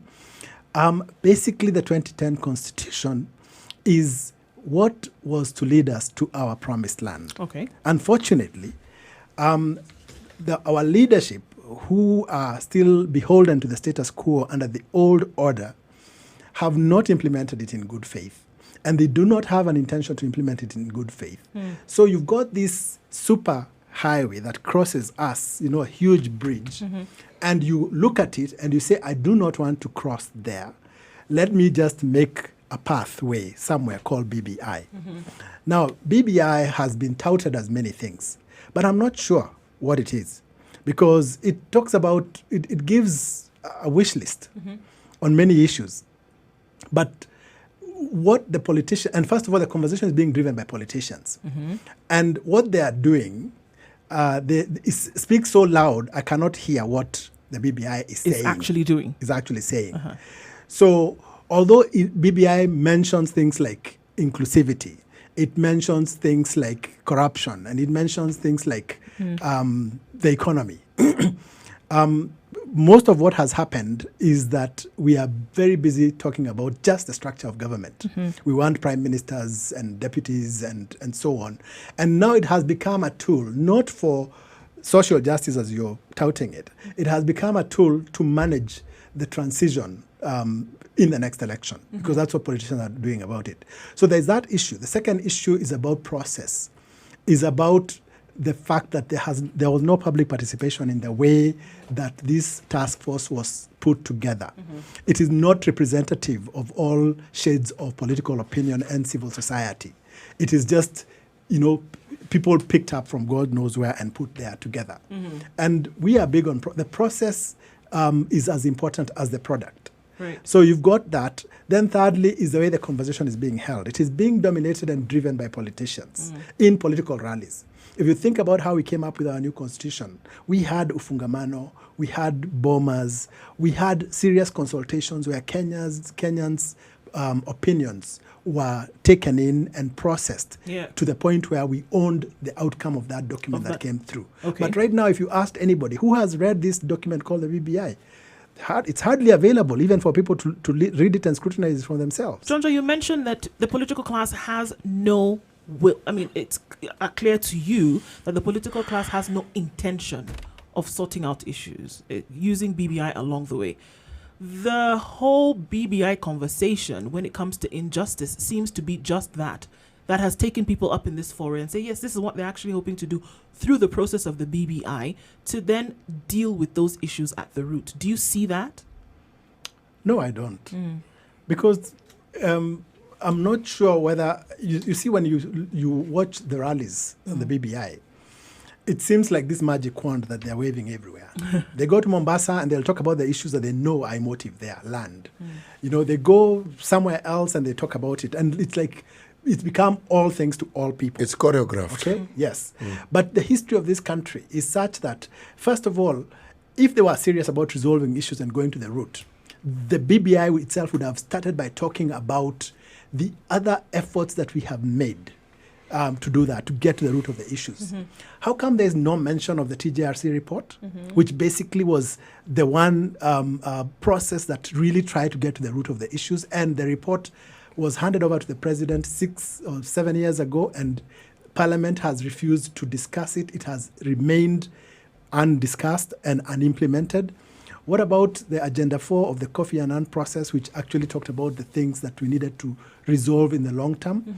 What about, the Ndongo report on land, the Waki report, all those reports? If BBI was serious about helping us to get to the root, it would have started by saying, this is what we have been trying to do. This is why we have failed to do it. This is therefore where because the foundation is there in terms of the analysis. The analysis has been done. Right. But if you read the BBI report, it's like something that somebody sat in the boardroom. They tried to reinvent the wheel. An afternoon and just came up with all these things and came up with this nice wish list. One thing that is quite interesting, on the economy, the BBI says, we need to have 50 years, a leading period of 50 years for the economy. Then you ask, based on what? What happened to Vision 2030? So basically, for me, the BBI is just neither here nor there. Essentially, you're saying it's a political tool. Nothing more. It is, nothing more. Just like you have a political tool that makes interesting noises about things that they think would be concerning to us, and those act as a booster rocket to interest the people. But then when it takes off, the booster rocket is discarded, and the political issues, which are basically about succession, about 2022, about politicians recycling themselves, sharing of giving power among themselves themselves, positions, telling us about inclusivity, and inclusivity in their definition is creating more positions, which basically is not inclusivity. Inclusivity is what the Constitution already provides about, strengthening devolution, about sharing resources, and about public participation to make people know that they are citizens with a stake in this country. But also accountability, because in the absence of accountability, all these things will actually not take place. If you have all these wonderful plans and people can actually do what they want to do and cannot be held to account. Absolutely. Then where do we go? I'm going back to the introduction of the Exodus, because, it was short. It was 2 pages, but I think there is easily 100 pages of information that can be gleaned from that. And you talk about then, it wasn't just about Moses going in and saying, let my people go, but it was dealing with the root cause of the injustices. Coming to Kenya or coming to other countries that you've done work in, what do you see as the root cause of injustice in this country that clearly can I add something to yours? Needs to be dealt with? Not just root cause, the perpetuated and the never ending. It Because continues. It doesn't seem to come to an end. Well, I think we need to go back into our history. When I want to know about you, really about you, I check your DNA, and I ask myself, what is the DNA of Kenya? And it's important to go back, right, way back, and say when Kenya was started as a modern state in the late 1890s. Yes, Kenya existed. No, Kenya did not exist, but the people of Kenya existed. The peoples of Kenya existed in the different communities and the different systems of government. But after the Berlin Conference, and then Kenya was hived off and given now as a state to Britain. Kenya was first managed as by a company. The Imperial British East African Company. And that company had just one agenda. It got a charter. Its agenda was just to come and extract what it could from Kenya. It was not here as a government to govern this country on behalf of its people. It just came to identify whatever resources could be taken out. And then we are told in history that a tax was introduced so as to force Africans to work in the extractive process. So when the IBA got bankrupt, then the state, the British government, took over, and Kenya became a protectorate. And then in 1820, it became a colony.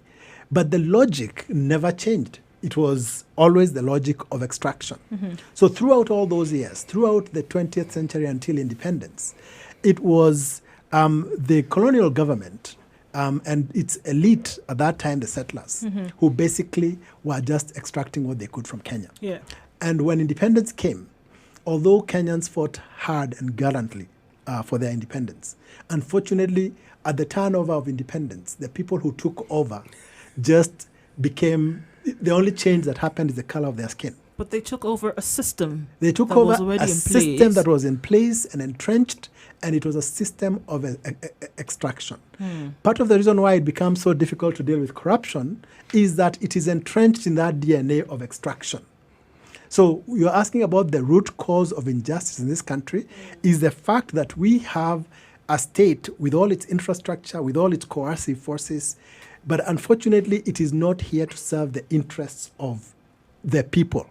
It is here to extract from the people. In the modern day and age is that it's still extracting on behalf of the multinationals, and also those who are now in charge of the state also take a cut for themselves. So that's where the injustice is, that the colonial state was never dismantled and made to work for the people. The 2010 Constitution was the best effort, still is the best effort to do that. But unfortunately, we have not we, but the political elite has refused to implement it in good faith, and instead is taking us on wild goose chases to BBI and other places. Of course, the next question is then, what are we going to do about it? We're going to take a break right now and look at what's happening on the roads. But of course, that's the next question. With all that we have in front of us, what are we going to do? All right, right now taking a look at how things may have changed or remain the same. Ngong Road next to the Coptic Hospital. We've had a terrible accident this morning as about 10 minutes ago. It's actually quite one for the books. We don't have any details of any fatalities so far, but we're following that. You need to approach with caution. In and outbound on Ngong Road definitely affects traffic right about now. Getting into the CBD on some parts is a little bit slow, and not necessarily because so many vehicles, but because the state of some roads getting in is a problem. Enterprise and Likoni Road, an industrial area, still giving us the problem that we saw earlier, likely to get better as people then get into their places of business. On Thika Road, it's looking a lot better. Mombasa Road, of course, much better than before. Out of traffic hour officially. We'll see what it looks like in a short while. If you do have anything to let us know about, we will be sure to keep people informed. Spice FM KE is how you can reach us on Twitter. Give us a call on 0719 012 Let's know what you see so that we can share.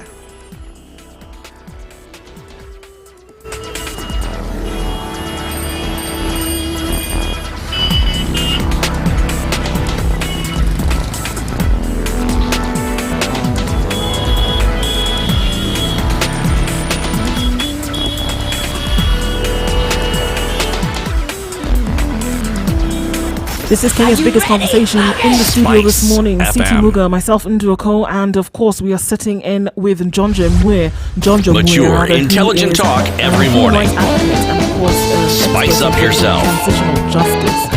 And then been looking at issues Mornings that have been done seen right. over time.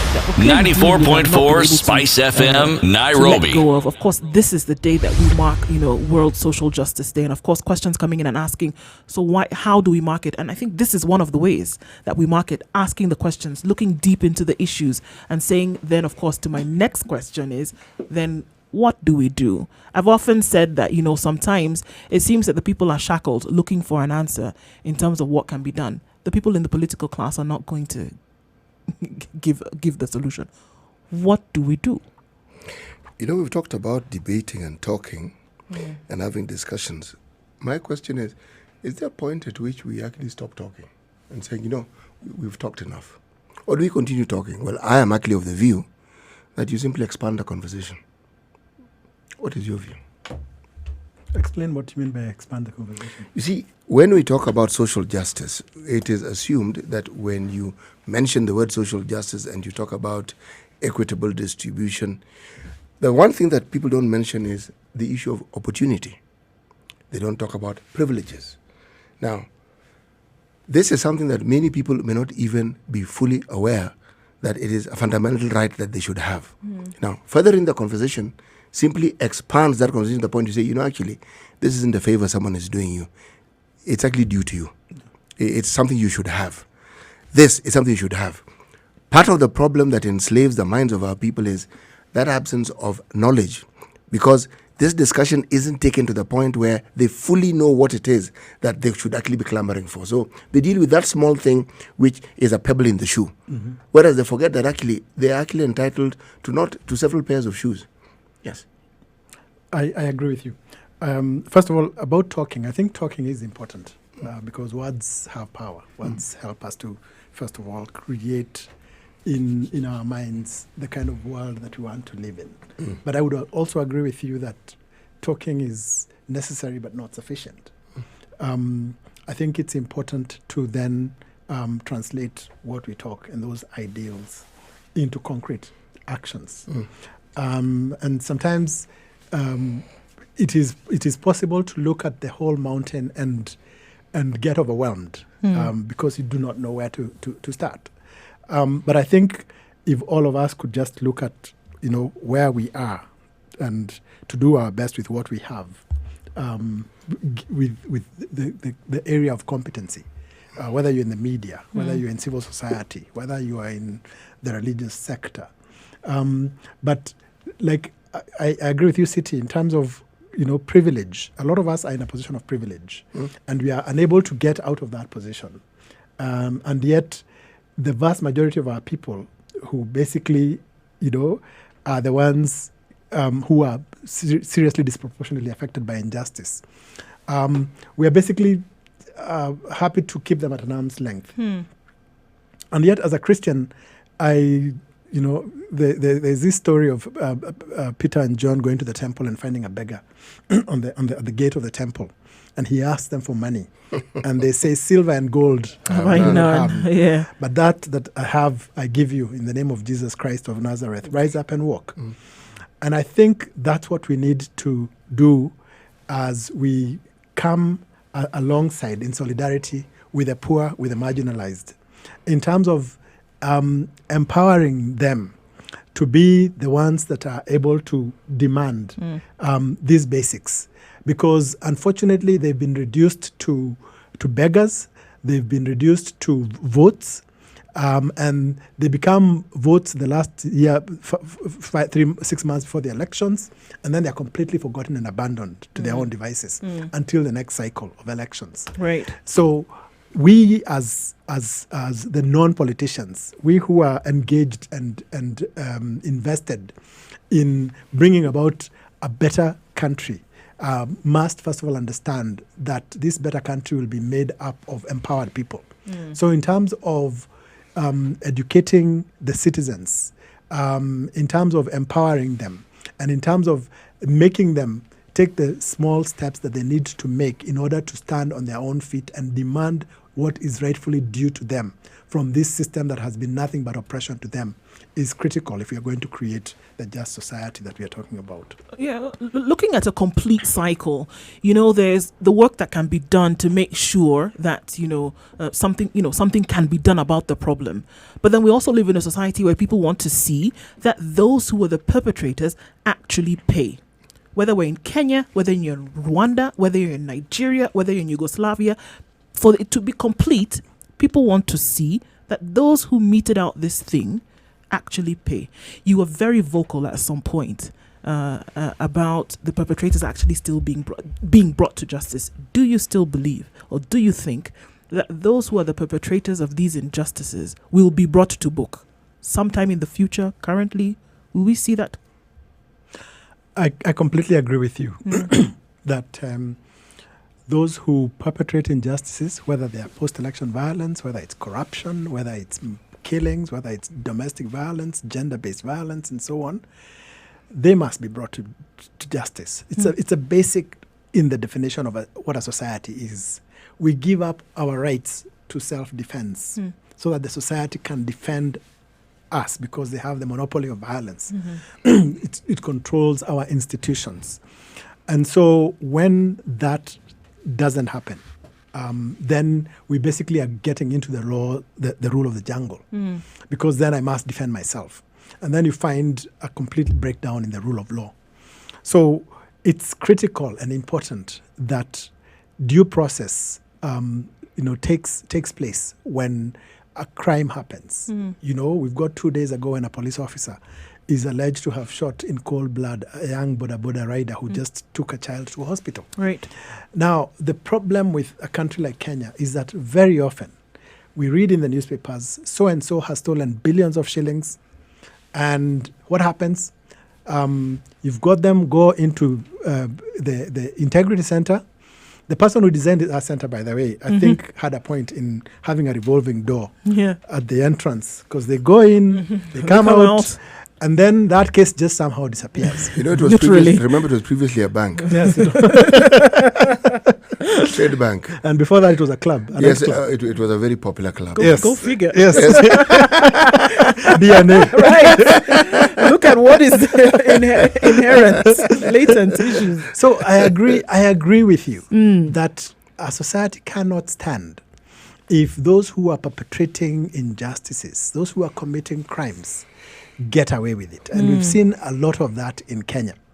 And unfortunately, that will come back to haunt any society. That's when you just find situations where entire societies just collapse. Right, because I mean, okay, of course, I'm going to go back to the social justice Bible. I'm going to look at Exodus again, and when the people of Israel actually were free from the claws of Pharaoh, it wasn't complete for them until they looked back at the Red Sea and the sea closed, and Pharaoh and his men, had been swallowed up. For them, then it was that they were truly free. It was at that point that they said, okay, we've looked behind, the sea has closed, the threat no longer exists. Let me ask the and question. Now we are able to live. Let me ask the question. Can we see the same that would happen in this country? Before you get the sequences that I forget here, the idol, when did the 10 commandments come in? After they'd crossed the sea or before? After. Okay. No, they never actually were free. Because what was the problem? I mean, they went and encountered, at that point, No. the freedom they were seeking. The reason why I'm taking this discussion is, there's a point at which Moses, according to them, took too long. Yeah, that was when he was on top of the mountain Yes, receiving, remember, guidance from God, they've actually right? seen everything you're saying. And now, what do they then do? They were the ones who then put themselves into a situation that was then compromised, right? But if you look at the freedom that they were looking to get at a particular point, they were looking for freedom from Pharaoh. I'm actually agreeing with you in this sense. Yeah? You're talking about the physical movement from the oppression that they had. Exactly. And I'm saying the mindset hadn't really changed that much. That's really what I'm Mindset hadn't changed, really. But in terms of looking at breaking away from the claws of the oppressor, it was not complete until the oppressor was punished, and in this case, punishment was death, being swallowed by the sea. Right? I see something different, actually. That's why I'm saying this. I am seeing they saw all that and even understood it. 40 years. They were still wondering about. No, 400. It wasn't 40. 40. Was it 44? No, they were still wondering about before they reached Canaan. No. The length of time that they were in Egypt, it wasn't 40 years. It was 400 years. Oh, right, yeah. Yes. 400 years of oppression isn't going to go away by just crossing the river and the sea opening up. Right. So if you can bring it to Kenya today in John Joe and you say, okay, fine, with the social injustices that we've seen in this country since colonization, then it's a mindset thing.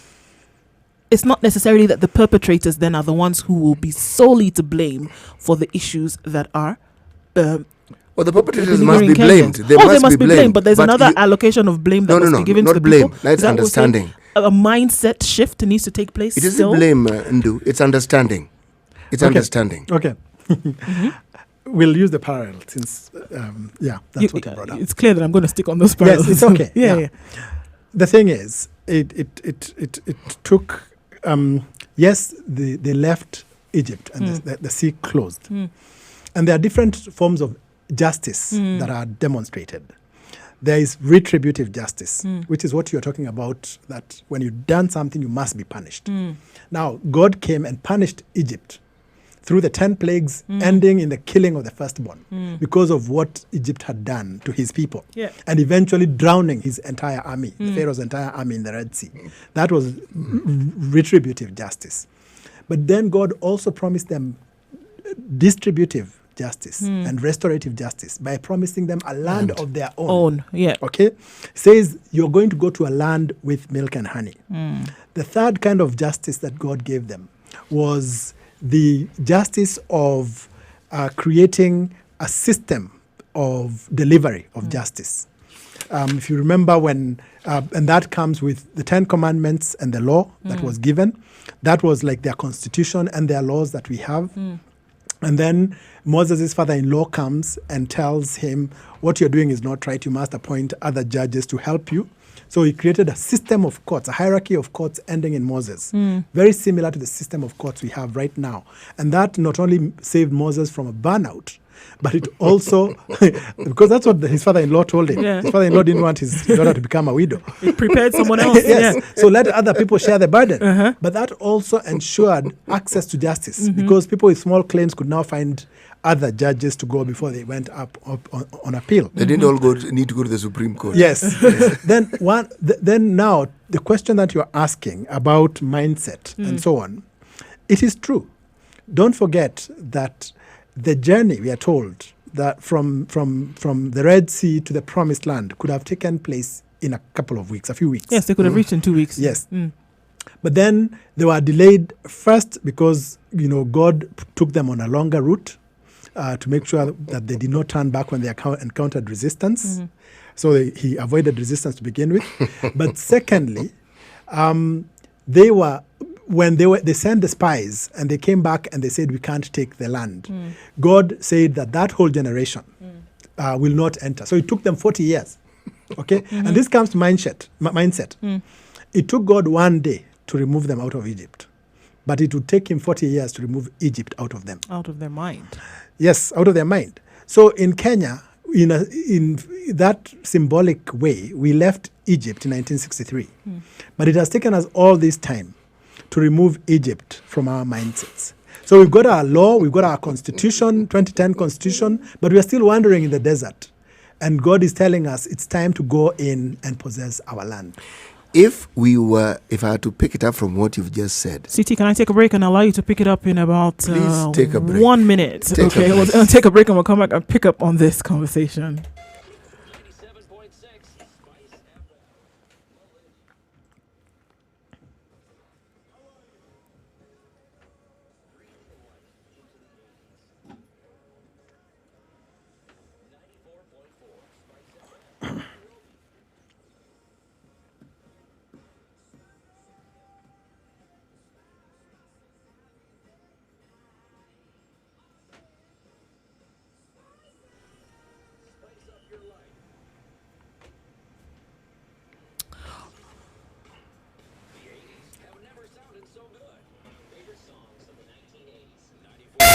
97.6 Spice FM, Okay, Malindi. CT, I'm going to let you pick up. Mature, intelligent talk every morning. Done right. 94.4 Spice FM, Nairobi. At us, and hoping that those words will likely form the basis of a solution. If I were to ask 96.1 Spice FM. what could actually be done, whether it's in Parliament enacting a law or a step that we could take beyond conversation, what would these three things be? I know it's a tall order, and I also know that you can't solve the problems that we have with three items. But if we were to start beyond conversation, three things, what should we do? First, we need to have a serious look at our economy. You've got an economic system that is based purely on capitalism, that puts profits before people. And we've got this unholy marriage between those who control capital and those who control politics. And therefore they make policies that are only in the interests of themselves. I think there needs to be a way to divorce our politics from those who are owners of capital. Because if I own a particular industry and I'm the one who's calling the shots as to how that industry is to be regulated, it's only going to be regulated to my advantage. Yeah. And we've seen that a lot. This country has a huge level of unemployment. But instead of us investing in labor-intensive activities that will absorb all that youth, we invest in capital-intensive activities because those who determine and make those decisions are the owners of capital. So for me, and I'm not an economist, I would actually say, from where I sit, we need to divorce our politics and our economics. And that's what has happened in most countries that have managed to go through that transformation. Those who own capital, those who run corporations in America, in other advanced democracies, they basically lobby the politicians and try to make their case as to why certain things should be done. But then labor also has an equal access, footing. an equal footing. Yes. So that's what we don't have. Right now we have this labor, and we hear Atwoli all the time. I don't know who he represents because he's over there, anointing political leaders and so on and so forth. So we don't have, labor doesn't have an independent voice in this country. Capital and politics are fused, and therefore we are caught up in this bind where the people do not have a way out. So that's, for me, that's a critical issue. The second issue is, which should actually have been the first, and I've said it more than once, is for us to implement the 2010 Constitution in good faith. All the things that even the BBI is saying that they want to do are in the 2010 Constitution, and much better articulated in a way that the country owns it, because we are the ones who drafted our own constitution, the Bill of Rights, including socio-economic rights, public participation, and all those things, the need to have free, fair, and credible elections to determine who governs us. Unfortunately, what the BBI is trying to do is trying to create a system where democracy doesn't work, that there cannot be losers, that we, the people, cannot fire and hire those we want to govern us. When we fire one person, the other person or whoever, then they come and create some form of alliance, they shake hands, they do whatever. We have this mixed system that, and without, imagine, you work here in the Standard Media Group. Imagine your boss comes and says, we've done an evaluation, CT, you're not doing well, and you're going home, and you're saying, no, I'm not going home. Let's talk about this. Let's have a discussion. Let's have a BBI to build a bridge between me and you. Or in fact, not even between me and you, me and my colleague, while you watch as to how we're going to resolve this. That cannot happen. So we need to entrench democracy.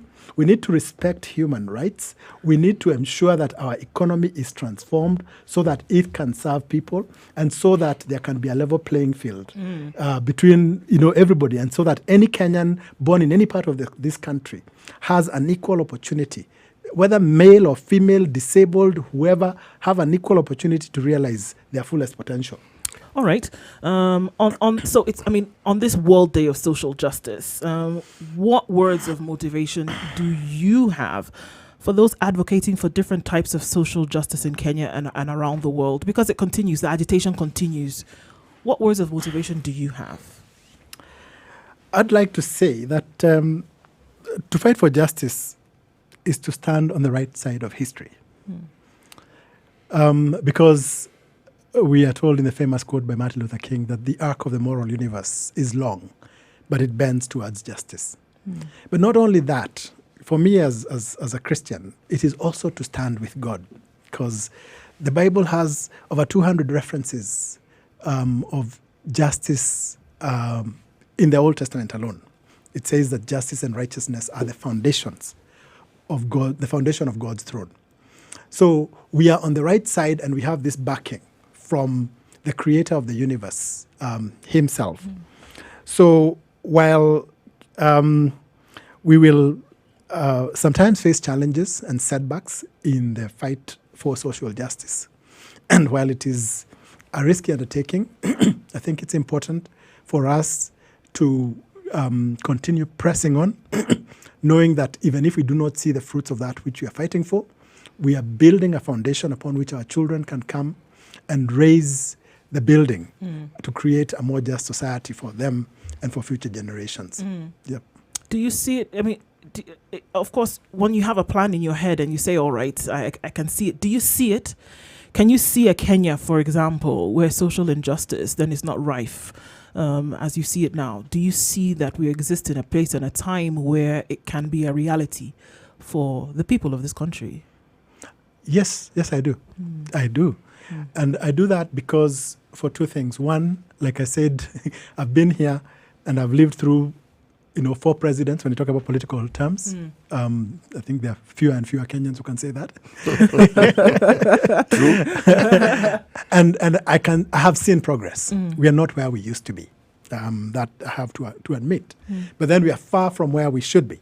So for me, I look back and say we have made progress, and therefore it's not static, despite the challenges and sometimes the very dark times that we sometimes have gone through, that the arc of the moral universe is still bending towards justice. So the second thing is that it will also depend on our attitude. If the attitude of the actors of justice is that I'm in it for myself, and when I still feel tired, I will cash in the chips, and if necessary, even cross to the other side, as we have seen some of our colleagues do in the past, then it will take much longer. However, if our attitude is that the struggle for justice is an existential struggle, which will always be there, that we will just take it to the level we are able to before we hand over the baton and to the next generation, which we hopefully will have prepared and mentored, and for them to take the baton and run their leg, then the country and our society will get better. And you look to other societies, you look to where they have come from. There are those democracies that we used to admire, although they are also backtracking right now. Those democracies themselves were at some point where we are right now. And because of people who refuse to give up, even if at some times they were a minority, they were able to build their institutions, they were able to strengthen their societies, they were able to take care of their weak even as they celebrated their strong, and in so doing they were able to build societies that were actually societies that could be defined by the pillars of social justice. A lot of the focus on civil society, even as we end, has been on educating the mwananchi. Now, what sort of efforts do we have in educating the leadership? Because the decisions they make influence the lives and affect the lives of everybody. I am not sure that the leadership does what it does because it's not educated. I believe they are not educated sufficiently, and I will say why even as we end. Ignorance doesn't manifest itself as obviously as we think. Simply because someone is in a position of authority and probably has qualifications and the ability to show that they're that educated simply means that they have that job, they have those qualifications. But understanding is demonstrated by your action. If you have a situation where you have leaders who constantly do the opposite of the very thing that they're supposed to do, can we actually claim that they understand?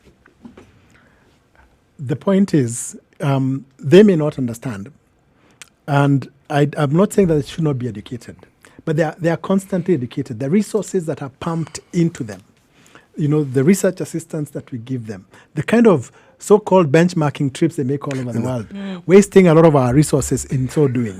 I'm just saying that if you're not qualified, if you're incompetent for a particular position, then you have no business holding that position. And the way to educate them is actually to make sure that we create a demand, the demand side, when wananchi are actually demanding what is due to them from this leadership. And also for them to see the consequences of their misdeeds. That's the education I'm thinking of. Okay, yeah. Yes. And that's what we're looking at, definitely. I mean, we could talk for a long while, but